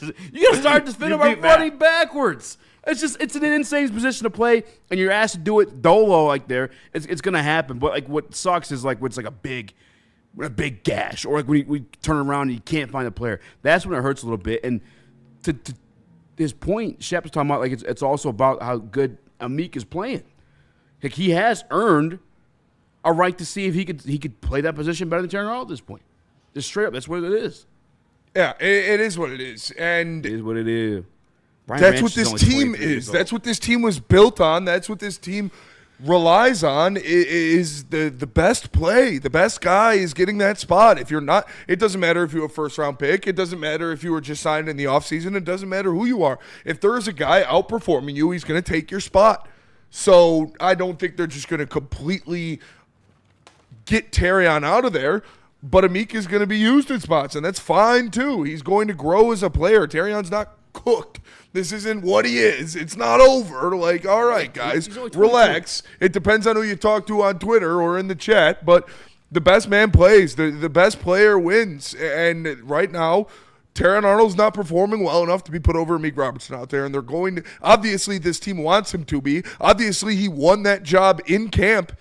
And in practice, he was looking like the better corner, and he was performing like the better corner. But you got to go out there and do it in game. That's what Shep says. He's a young kid. We're going to have to be the ones that break that psyche down. And listen, you're going up against guys that aren't better than Jameson Williams or Amon-Ra St. Brown. You were shutting them down. Yeah. You're telling me you got Rashad Bateman routing you up? Like, you got to be better than that. That's on you. And I do believe he's going to be. I do believe he will learn from that. And I do believe if you give Amik Robertson, some snaps over him on the outside, that'll set a little fire under Terrion Arnold, and it'll bring the best out of him. A little mentorship, like what is he doing that I'm not? You know what I'm saying? Like watch how he's executing, especially as an undersized guy too. But I want to heat things up a little bit because I know Nick might be a little bit different than us. He lost some money on this guy last year. Well, yeah, the Rookie of the Year slip I had, that didn't go well. And did you have like 6 interceptions too? No, I didn't. I was just Defensive Rookie of the Year. That didn't go well. But I think for Shep to say this to the media after Dan Campbell came out and said this to the media, I think this is a big thing that they are putting the pressure on Terrion Arnold to see how he handles the pressure, to see how he handles less snaps. But I do want to think they're doing this because they're going to put him in the best spots moving forward to be successful, to get that confident Terrion Arnold back right now. Because if he's saying confidence from your defensive coordinator and him saying that Terrion needs to work on his confidence basically and get him back to being that dog from training camp, that to me screams that he obviously has lost his confidence a bit. So I think this defensive staff going up against the Browns, not great wide receivers, not a great quarterback, not a great offensive line, I think this coaching staff is going to put Terrion Arnold in all of the best places to be successful in this game, specifically to get that confidence up for when we need it in the future. And I think that's exactly what you're going to see. Even though we've seen Terrion Arnold look completely lost at times, he has the talent and we have the right coaches to get him up there. And that's, again, on top of, good on good, big eats big, like the best player's going to play mentality.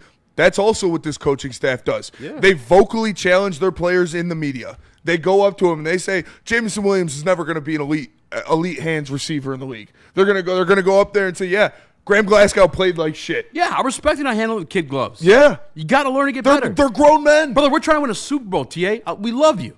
But if you can't do as good of a job as Amik, or Amik is outperforming you, that's who's going to get the spot. Yep. And then he was asked, Calvin Shep was asked, that second clip, how are you going to correct this? How can this benefit TA? And here's what he had to say. Find a way to get that done. A reset, help him in that regard. Just, taking a step back or maybe not playing every snap just to see something happen on the field. Or not only that, just time on task. Just keep going. Just go out there, believe in yourself, and understand. And I tell them all the time, you're on an island. You may get beat, but it just can't be busts. It can't be big gains and things like that. It's the NFL. Corner's going to get beat, man. It is what it is. It's our job as coaches to find a way to help this player continue to develop and do the things we saw him do all training camp.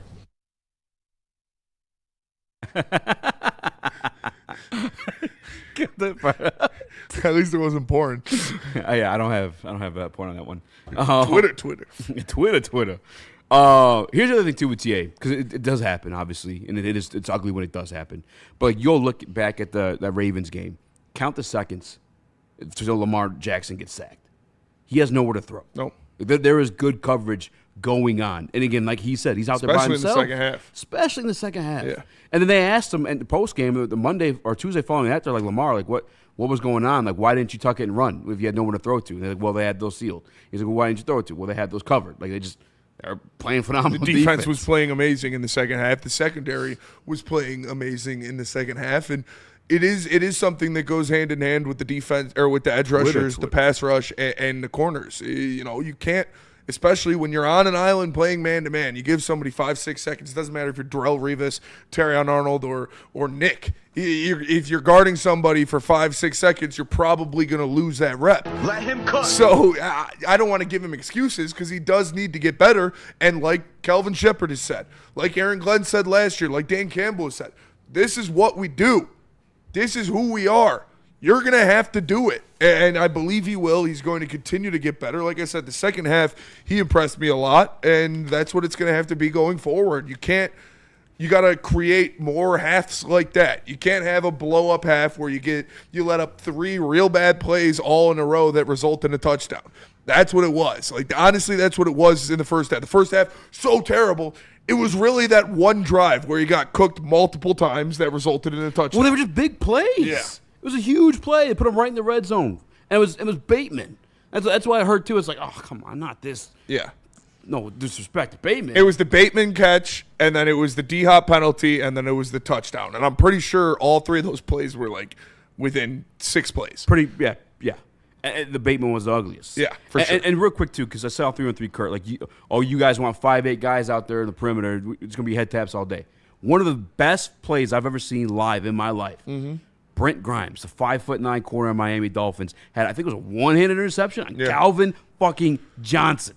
Like, don't judge it by the size. I told you, shout out my boy Terrell, man. One-on-one with this dude from Clintondale. 4 snaps from the goal line. They threw a fade every time. Dude was like 6'5". Terrell is maybe 5'8", maybe in cleats. It's not about the size of the dog. Size of the fight. Hand swatted it down every time. Also, speaking of that, I want this on the record with Spenny shouting me out there. I'd look like Cooper DeJean out there. Okay. Shout out. All right. Let's go. Shout out. Yeah, what was it saying? No, your slot corner, Nick? It's not about the size safety. of the dog in the fight. Safety. It's about the size of the fight and the dog. Let's go. Who? That's And exactly Amik, what we got. Yeah. Yeah. I'll put and Amik shut down Justin Jefferson. Yeah, and we saw it. In the red zone. Playoff situation. In the red zone. In the red zone. Multiple times. Come on. Show some respect. He's a wolf. Yep. Do you think this is an expectations thing with Terrion Arnold because he's a first-round pick from Brad Holmes where we are expecting him, because I fall victim to this a little bit. Yeah.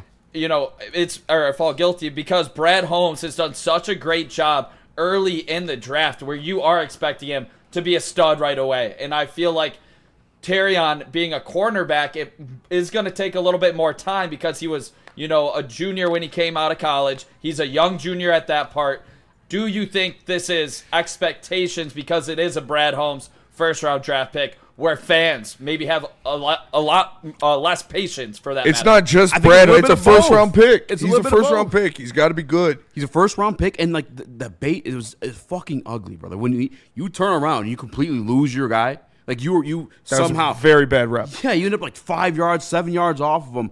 That's terrible. Mm-hmm. I think it's like a mixture of both. I'm cool with it. I said before he was even drafted, he's a bit of a project. He could be something special. We got to mold him into it. But and we played a lot of zone in that one too when he did play well. I think we should keep doing that. I'm cool with laying off man for a little bit, just a little bit. Chris? Yeah, I'm cool Gotta with get that. pressure, though. I'm cool with that as well. Yes. I think you got to put him in the best positions to succeed because he needs that confidence. That's so important to young players in the league. And not only Nick was he a first round pick, but remember this guy Brad Holmes proclaimed himself a bit of a snob when it comes to drafting DBs. So like there was just a lot of extra expectations. And two, the other thing is Rakestraw hasn't really gotten a shake yet because he's dealt with a lot of injuries. Yeah. So it's almost been like, all right, all your eggs are in the basket of Terrion Arnold. And some of that is not his fault, but the situation is he has to deliver. Yep. Flat out, he just has to deliver. Yeah. And I trust Calvin Shepard. It does concern me that he's talking about confidence and not about, mental lapses, but he's talking about confidence. I'm not worried about his confidence. I'm not worried about his confidence I don't think. Again, I know that was Nick's takeaway. I don't think it's really a confidence thing. It's just like you got to repetition. Yeah. Shep called out his confidence. Yeah, I think he called out confidence. I think he's just saying like you don't want it to be the situation. Did he? Yeah. No, he said we got to get him back to the guy he was when he was talking about when he was J-Mo covering Amon-Ra St. Brown and J-Mo and Camp. Like that he was speaking directly about confidence when he said that. He said the confident Terrion of Terrion. Yeah. So he said we got to get him back to the confident Terrion. The Terrion that was guarding J-Mo and Amon-Ra St. Brown and Camp. That to me is more concern. To me, he's the most confident guy. I mean, I have some games like that and come up with a podcast. I mean, that's balls. I think if your coach says that though in front of the whole entire media, he is seeing possibly a different Terrion after the sideline after he gets burnt or something. Yeah. I think he means more like playing with confidence rather than actual mental confidence, like trusting his reads and just instinctively reacting rather than being in his head and talking about actual like mental confidence from snap to snap. But, yeah, I believe in Terrion still. I think he's going to get better as the season rolls on. And as Shep said, he's just trial by fire, brother. You're going to keep getting reps out there, and it's either sink or swim. And for the most part, he's swum, but he sank on a couple of them. Paul Thomas, what are you talking about? Compare the payroll of Muhammad versus TA, and tell me we good with TA. Well, what I don't know, man. They're just chat's on one. Smash that like button. 5 stars. We haven't seen Muhammad play. It's just such random parallels they try to make a thing all the time. I see. Yeah, well, look at him against the Ravens versus this guy against the CFL team last year. I mean, Matthew Betts. That's how you want to equate it. All right, we got to go to break. We got to pay some bills. Coming back, we got some more Kelvin Shepard tape, some on Jack Campbell and others, but Feist. Caesar Sportsbook. Use the promo code WOOD1000. Get up to $1,000 back and bonus bets if your first bet loses. Scan the QR code or visit caesarsportsbook.com. Promo code WOOD1000. Bet $20 minimum.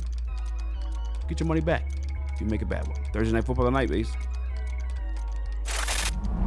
Love Woodward Sports? Love wearing clothes? Then you should be wearing Woodward Sports clothes. Check out our full line of merch at woodwardsports.com. Just click on shop. We have all your favorite designs, like Dan Campbell kneecaps, Woodward Golf, and of course, our own logoed out merchandise. Men, women, infants, kids, all love Woodward Sports. Impress your friends. Impress your boss. Impress your dog. Buy Woodward Sports merch today.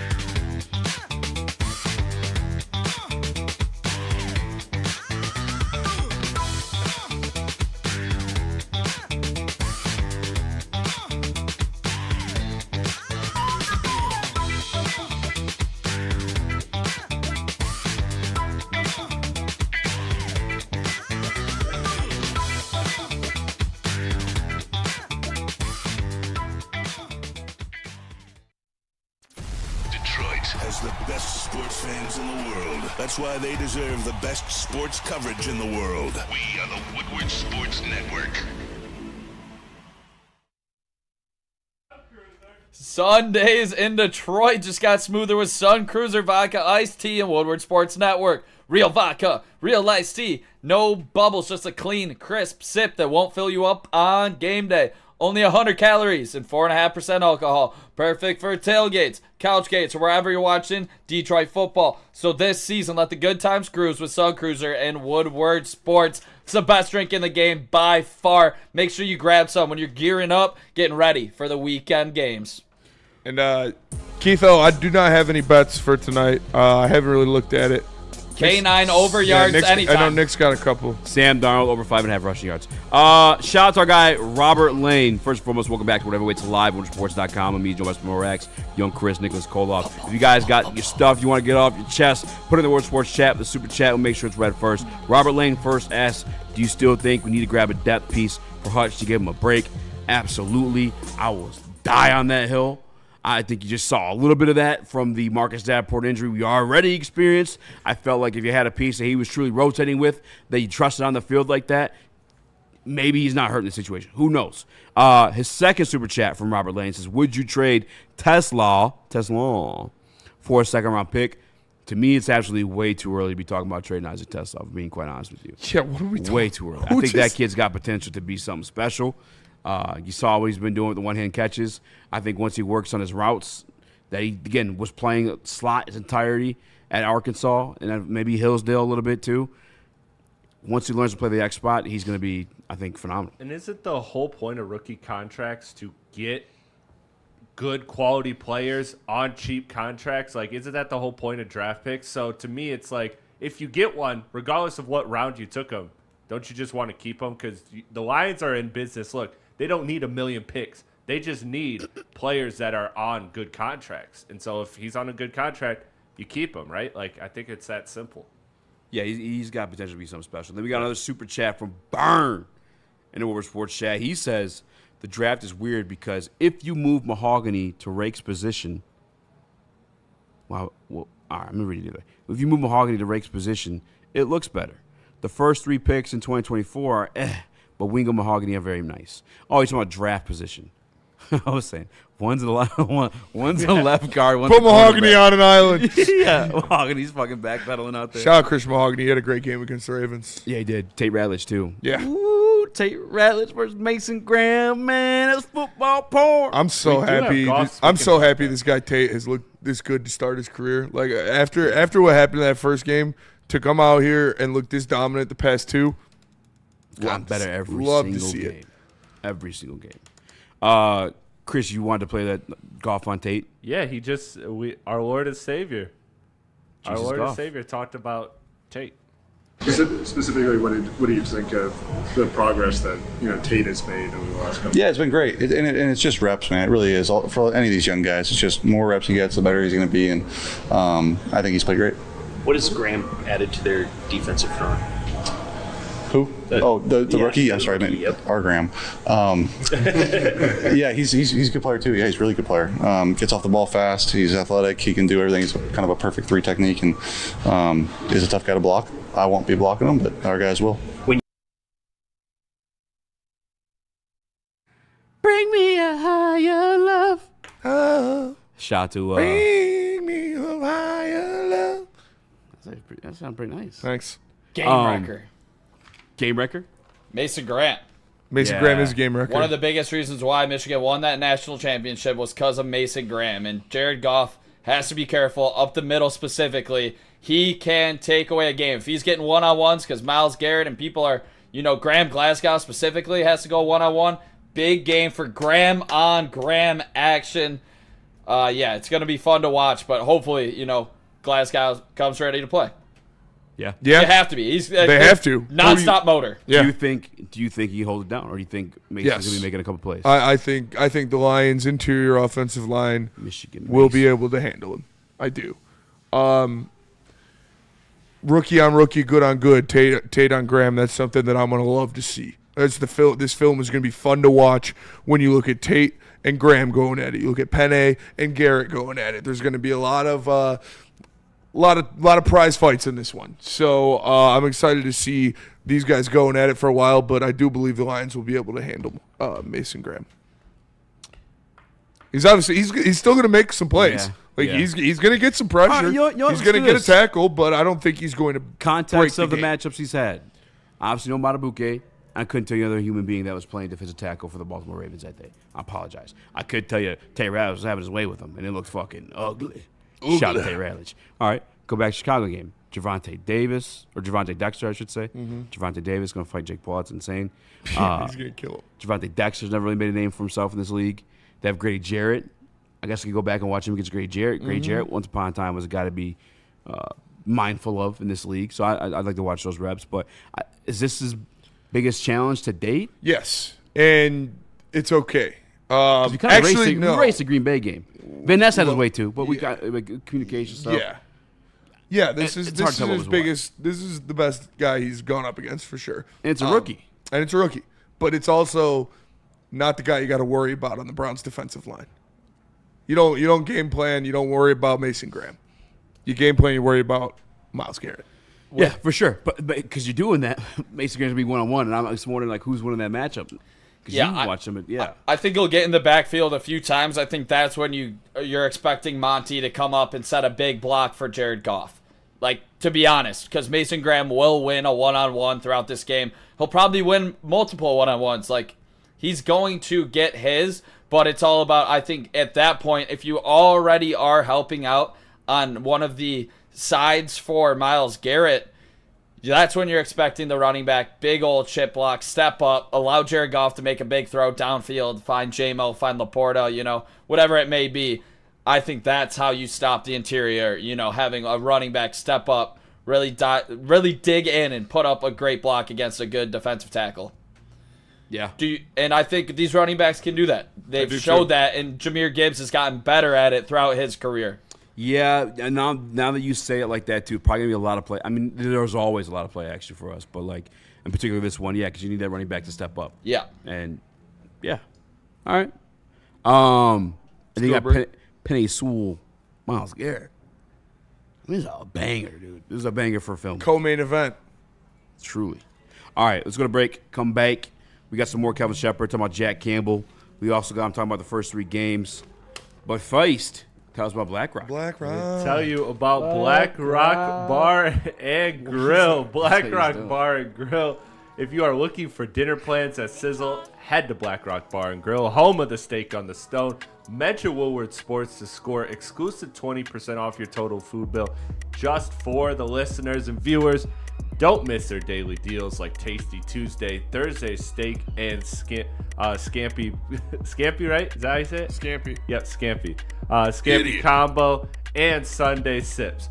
Also, check out the new summer flavor menus with pineapple, brulee cheesecake, and you can crack it right at the table or crack yourself a nice crab leg. Don't forget to enter our giveaways as well. It's not just a meal, it's an experience.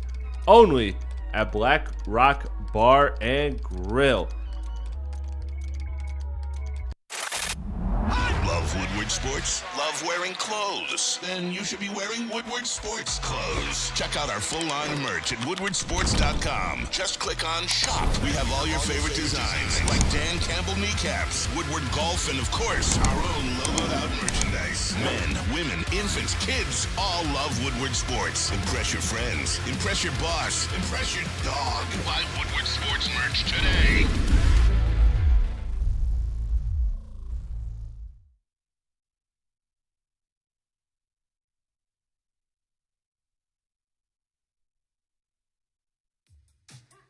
How do people feel about getting a Planet Fitness membership for $15 a month? How do they like working out in a clean and spacious gym that's filled with equipment for every workout? And how about free fitness training in the judgment-free zone that leaves them feeling energized all day long? Join Planet Fitness today with the free PF app, online or in club, and start getting that big fitness energy for $15 a month.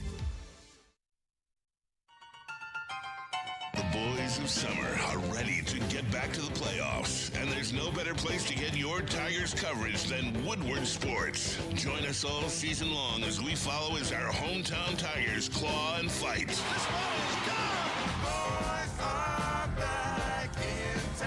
Feel the roar with Woodward Sports.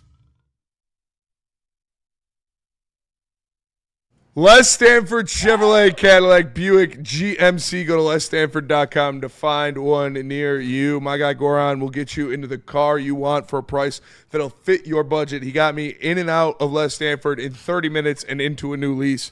You do the same for you. Les Stanford Chevrolet Cadillac Buick GMC. Bam, bam, bam, bam. Nick, break the news. Jahmai Jones in the city of Cleveland hits a leadoff home run. Shout out to Jahmai Jones. Interviewed him this year. He said you can't have to get ready. You got to stay ready. Leadoff home run. It's his third leadoff home run this season, fellas, and he does it at the biggest time for the Detroit Tigers. Give the rookie Melton a lead to work with. Let's go. Jahmai Jones, center fielder of the future. He's just waiting to break out. Right. No. I like Jahmai, and he's been playing well the past. In this bad streak, Jahmai Jones has actually been playing pretty well. So it's good to see him get the Tigers on the board early. Thank God. Ballers are putting numbers on the board. Hard to get a handle on this double-edged sword. Speaking of ballers. Footballers. All the guy knows is ball. That's Jack Campbell. All ball. Dan Campbell said it. Getting everyone on the same page and then doing it with blood. Jack's unbelievable. I'm going to be honest. I didn't even know that happened. Like, Fish came to me. He's like, we're stitching up Jack. I'm like, what? What happened? He's like, you didn't see him? And then Tyleek and all the guys started telling me about the huddle interactions and how Tyleek was like, man, are you all right? And they said Jack's just trying to cover so he don't spit blood on anybody. Man, it's amazing. That dude, when I tell you, he is all ball, and he embodies everything this program is built on. And the man hours. Everybody knows Jack history. I don't got to sit up here and give you a soliloquy about Jack Campbell. But he's unbelievable, and I'm very fortunate to be able to have that player running this defense. I'd like to play all ball all the time, dude. We really saw him take over, take command, and take that leap in that game in New Orleans when Anzalone was out, and he had to command the defense. And that's where we saw him kind of really taking strides to be an elite level linebacker in this league. And so far this year, I believe he is like not PFF stats, but he is like the best graded linebacker in the run in the NFL. Or he's top 3 right now. Obviously the coverage still needs to take another. Oh shit. All right, Nick, what is it? You're muted. What an idiot. Wenzel Perez goes yard off of the Guardian starter. We got 2 solo shots in the top of the first in Cleveland. The Detroit Tigers lead 2-0. Perez is back. Jahmai Jones is back. The Tigers giving the rookie a big lead. Back to football. Let's fucking How go. much more help does Troy Melton need? No, but 7. No, Jack Campbell. Jack Campbell is amazing, and he's really started off this year on a torrid pace. He's taken the step as the leader on this team and in the green dot and calling the plays. So you could tell the way every single player in that locker room, all the coaches talk about him, and we see it now on the field. Like the guy he's an animal. There's a reason he was drafted in the first round. There's a reason he was the butt kiss guy. There's a reason that they went there and got him, because this is who he is. He's a leader. He's a dog, and he's going to be one of the best linebackers in the league this year. I'm so bossy, bitch, get off me. Jack Campbell my favorite story about him, I forget who leaked it to, but they're getting ready for a preseason game or whatever it was, and everyone's like listening to music, and Jack is just sitting in silence, just fucking Staring at the rocking. ground. Yeah, staring at the ground, rocking back and forth. Absolute psychopath. But yeah, I think I talked about it last week, man. Like going into that Baltimore game, one of the reasons I told you they're going to shut down Derrick Henry, both Jack Campbell and Alex Anzalone were tied 10th in run stops coming into that game. Both them boys with 6 apiece. And now you watch the game, they stopped Derrick Henry, probably even more. Where's that stat? You said they leads the league? He was going into this game. He was one of the highest graded linebackers in run stoppage in the league. So I assume it's only gone up from what he did against Derrick Henry in that team. Yeah, he's the size of a defensive end playing He's middle so linebacker. big, dude. That's so when he's crashing down to fill those gaps or like clean up these tackles, like it's always going to be there, and he's going to fucking pound that into the running back. So he's not going to want to fucking do it again for the rest of the game. Wears him out. Yeah. Part of the game plan. I said it on BDE today. Like when we went to camp the year he got drafted, and we were standing there, and he was standing next to Hutch, and I was like, dude, he's fucking huge. Yes. Like it was him, Hutchinson, and Dan Skipper, and then everybody else. Like that's how big he is, man. And yeah, it's awesome to see him taking these steps. And this is kind of one of those moments that endears him to the fan base, where he's spitting blood everywhere, and he's stopping, holding Derrick Henry to. I'm telling you, Spielman was rocked up. Oh yeah, dude. I love it, man. I love it. Fucking one of us, one of the last of the Mohegans. Last of the Mohegans, for sure. Exactly what Chris was thinking. He's a football player, man. Calvin Shepard said the same thing Dan Campbell said. All ball, all the time. Did you listen to the guy is the Chris Long podcast and what he did with his rookie bonus money? No, he bought a farm. Fuck yeah, he just farmed in the offseason. That's what I want my linebackers to do with their bonuses. Buying farms. Yeah. He's out there baling hay, getting fucking even bigger. Zach Charbonnet officially in, and no Will Johnson for tonight for gamblers out there. But yeah, Jack Campbell's 6'5". Somebody asked him what's Shep, and I don't know how much he weighs. 260. He's the size of a defensive end playing middle linebacker. That's just not normal. He's like me, but built. Yeah, he's like you. And he's so. And now he knows the NFL game so well, smart. And he's so adjusted to the speed and the flow of the National Football League that he's just using his instincts and his just insane athleticism. Yes, that's the words I was looking for. To be everywhere. The instincts. Yeah. Yeah. He knows what's happening. The only thing stopping him from being like considered amongst the elite is literally the pass coverage. Yeah. But even then, he's still like just outside. I think he's gonna if he continues to play the way he is, even if his fucking pass coverage doesn't improve from what it is right now, I think he's top 5 this year. Like at the end of the year, I think he'll be top 5. Eazy D303, 6'5", 270-pound unit. If he can start locking people down in coverage, we're talking about like top 3 linebacker in the NFL. Like, I know he's still got to prove that, but I think he's solidified that he's going to be well within the top 10 this year if he just continues to play the way he is. I love it, dude. I fucking love Jack Campbell. Let's go to break. Tell us about Vin Johns. Muted again. Idiot. Stupid. A lot going on in here, fellas. I am pumped, just like you should be when you get the best lawyer in the game. You guys know what it is. Corporations, the government, even your insurance company will do whatever it takes to minimize their liability and withhold your compensation. So when something goes wrong, make Ven Johnson your first call and get a fighter in your corner. Contact Ven today at venfights.com. Congratulations to the real coach of the year, Motor City Dan Campbell. Just put your head down and go to work. It's about to be fun, man. It's about to be fun. Woodward Sports. Why do we fight? We fight to protect the innocent, to hold the powerful accountable, to bring the oppressors to justice. Why do we fight?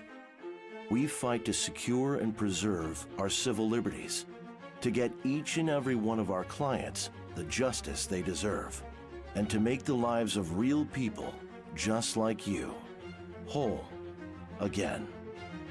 venfights.com. The bats are hot, and the weather is getting hotter. Summertime in the D with Detroit's big hitters, Woodward Sports.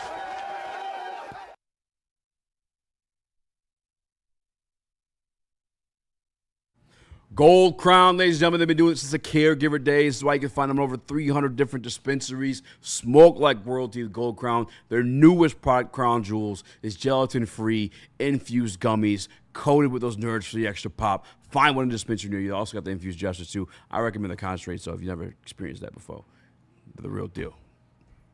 What up, there? Welcome back to Whatever Waits Live on sports.com. He's with Raxter, Chris, Nicholas Koloff. It is time for the mailbag segment. I forgot to set the like goal for the call-ins. Because I want you, I don't know. I don't know if I want to invite you gobblers to call in or not. I don't. But I do like shitting on it. Feels good sometimes. It's just they don't, like... Just don't exist in reality. You don't accept logic, so, like, the argument, they still just... Well, see, the other thing, too, is, like... You can provide a factually... Brother, you can call him, we call him a top 7 guy, and we're haters. Yeah. The motherfucker had a fucking 202-yard game with 1 touchdown. And motherfucker said, apologize! What? Yeah. I love Jared Goff, though. I think he's growing a mullet. Hey, Pete. I didn't see. I don't know if it's intentionally or just hasn't got a haircut in a minute. A mullet Jared Goff is a whole nother fucking level. I guarantee you, he gets that mullet, he gets mobile. Mobile mullet golf? Mobile mullet golf. It's a thing. Jacaro, call-ins are ass. I'm salty. I want to call in. The duality of man. The duality of man. Randall Smalls, mailbag. The Tigers are ahead of schedule with what everyone picked at the beginning of the season. This is Harris's off-season deal. Everyone could get moved. Scooble, Green, Torque, Keith, Meadows, Mize. I don't know how to respond to that. I think I said 89 to start the year. Yeah, I don't think those guys get moved. Mailbag from the Dundada. It's 4th and 2 on their 27. You can hit the sun god on a shallow dig or pound the rock up the middle with Scotty Constable. Who gets the ball? Got to give it to Scotty. Scotty. Got to give it to Scotty, too, Hottie. Mailbag. Patrick Mahomes for Josh Allen in the race draft. I did say we'd give up Josh Allen for the black half of Patrick Mahomes. But in the race draft, you can only pick one. Yeah, I said the Whites would trade Josh Allen for the black half of Patrick Mahomes. For his dick? Because we already got the white half. I don't get it. I don't know. I can't explain it any other way. What's his black? The half of him that's black. What skill set So is he that? used to be black? The other half of him. It's just you have half of Patrick Mahomes, and I have half of Patrick Mahomes. So I'll trade you Josh Allen to have all of Patrick Mahomes. But it's a race draft, so you have the black half and we have the white half. It's a joke. Mulattoes, we got our own team. No, you don't. It's looking pretty fucking You're a good. drifter. We would get Penny Sewell, by the way, too. Because he's... What? Yeah. How does that work? We're racially ambiguous. Penny Sewell's not racially ambiguous. But there's not enough He's people Samoan. to make a Samoan team. So there'd be like the mixed breed. Him and Vita Vea. Just brown. And yeah, dude. And Jalen Warren. We get him, Mulata. Well, we would get Mahomes, Kyle Hamilton. Mailbag. Amon-Ra St. Brown. Bro, come on. Mailbag. Jahmai Jones. Who's Drake harder? London. Who's harder to beat in a debate, Neil or Stick? I don't think either is hard to beat in a debate. They're not hard. They just don't accept loss. Yeah. Stick is the easiest person to beat in a debate, to be honest with you. Neil's a little bit better because he just won't admit guilt. I got or some admit, dubs against Neil. Yeah, he just he'll spin zone it. He'll change it to a whole different Oh conversation. yeah, he's the king of the smooth with it too. He's the king of the spin zone for because sure. he'll say something so off the fucking wall the other way. It's like they're what? like what? Yeah, then you start arguing the next. He's like, what the fuck did you just say? Yeah. To divert from the other stuff. Yeah, it's like when an octopus like inks and goes away. It's like a diversion tactic. Yeah. Yeah, but his mom's gay. Exactly. Wait, what? Like when we had that, I sat in that chair and we had the conversation about cat space. He switched it from cat space to cash. Yeah. I'm like, no, brother, we're talking salary cap. Salary like cap. to this day, Neil will tell you a bold fucking face lie and tell you that Jared Goff's contract was a fucking. How's he worded? I don't know. Is it a discount to market? No. Jared Goff's cap hit until he re-signed his new deal was top 5 every single year he was a Detroit Lion. There was no discount to market when you inherited Jared Goff's contract. That's why you got the extra first-round pick to take him on. Mm-hmm. That's a bold-faced lie. Nothing true about that. He says it all the time. Yeah. I don't. You brought him in here at a discount to market. No, you didn't. I mean, top 5 salary in the league. Top 5 cap. He's earned the salary. Yeah. So it's not like you're overpaying him, but no, he's paid how he should be. There was another one here. I missed it. I gotta start moving like that, man. Just start saying shit. Burning issues. I can't Put the do confidence it. behind it. Like I can't. I fucking can't. I can't do it. You guys. That's why I started half the times. I'm like, is that right? Like, yeah, no, he's the greatest player of all time. Yeah, I'm taking him over Josh Allen in a heartbeat. Like, I can't do it. Burning issues. Spencer mailbag. What do you think about Finney on the wings? Kid looks great, but I do know it's preseason. Yeah, he's not going to make the team. He does look great, but they're going to want a full year of him in the A before he makes the team. I do like what I see, though. He looks very skilled. Obviously, he had a great apple on the Mazer goal. He had the goal himself to win it. So I love what I see, but unless James Van Riemsdyk's like real deal injured, I don't think Finney makes it. But maybe he gets called up. We don't know. You know, you got an old team. Some guys are probably going to get injured. He's definitely going to be on the short list of guys that get called up. Mailbag from KJ, Star Wars or Marvel? Storyline Star Wars. Star Wars, probably. I'm more of a DC guy than a Marvel guy anyways. Yeah, but we talking movies. Oh, movies? Star Wars. Well, I think Marvel. I do Marvel. I was I'm fucked on that I'm for a going while. Star Wars because they both completely collapsed at the end. Because I was going to be like, oh, the new trilogy sucks, but I was like, oh, all the new Marvel shit sucks too. Would you What'd take you say, Nick? Endgame, though, You over and Marvel? everything Star Wars movie-wise? No? I would say Marvel I because would. I got on Star Wars late. I'm taking Revenge of the Sith. too. over Like I didn't Endgame. watch Star Wars as a kid. I like the Attack of the Clones better than Revenge of the Sith. Really? Mm-hmm. I haven't seen I think it. Revenge of the Sith was just You annoying. haven't even seen them. Shame. I haven't seen Attack of the Clones. I've seen the 6 and then the new stuff, whatever. 6, 5, and 4. Yeah. You I haven't just seen the Attack prequel? of the The prequel trilogy?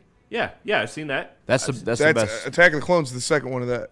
Oh, yeah, then I've seen it. I just don't don't remember. believe it. Just like when they mob up at the end in the fucking arena. That was that sick. shit's Padme catching bodies. Samuel Jackson fucking Was it that Cuts off Boba Fett's head. Isn't that the Menace, first time we though, got or to is see that the the first purple one? fucking lightsaber too? When he walked up. Yeah, it might be. Also, it's crazy how they set that up and never like. I mean, obviously they did with the Boba Fett series they ended up doing on Disney Plus, but like long time setup from like 2002. Yeah. The kid watched his dad die? Yeah. And they showed the kid right well, after? because Boba Fett's in Fang Fett, where the fuck? the original. Jango Fett is the one that. Oh, that's right. Boba Fett is the one that sees Jango he's Fett the one get that decapitated, dies. and he's Yeah, the one that's in the right. green armor in the original trilogy. You're right. That's the kid in the prequels. Yeah, you're right. He dies in the Sarlacc pit. He dies in the Sarlacc pit. Why is that? Because he doesn't die. What? Yeah, there's a scene at the end of it where his hand. Oh, I did not peep that. And that's where Book of Boba Fett is. I thought the thing ate him. He claws out of the Sarlacc pit in Book of. But that's Book of Boba Fett. Book of Boba Fett, complete dog water trash. But yeah, but he's not. Neil dead. could sell ketchup to a popsicle to a woman wearing white gloves. He absolutely could. That's the other crazy thing too. Yeah, Neil's a politician. One time we were arguing. He's like, "You should be in politics." No, brother, that's you. Neil's a politician for sure. Great at it. Well, that'll do it for us today. Appreciate you tapping in. Make sure you smash that like button. For Eazy, for Nick, for Chris, for Boba Fett in the Sarlacc pit, I am Spencer Raxter. We are the Heavyweights, and we'll see you guys tomorrow. Peace.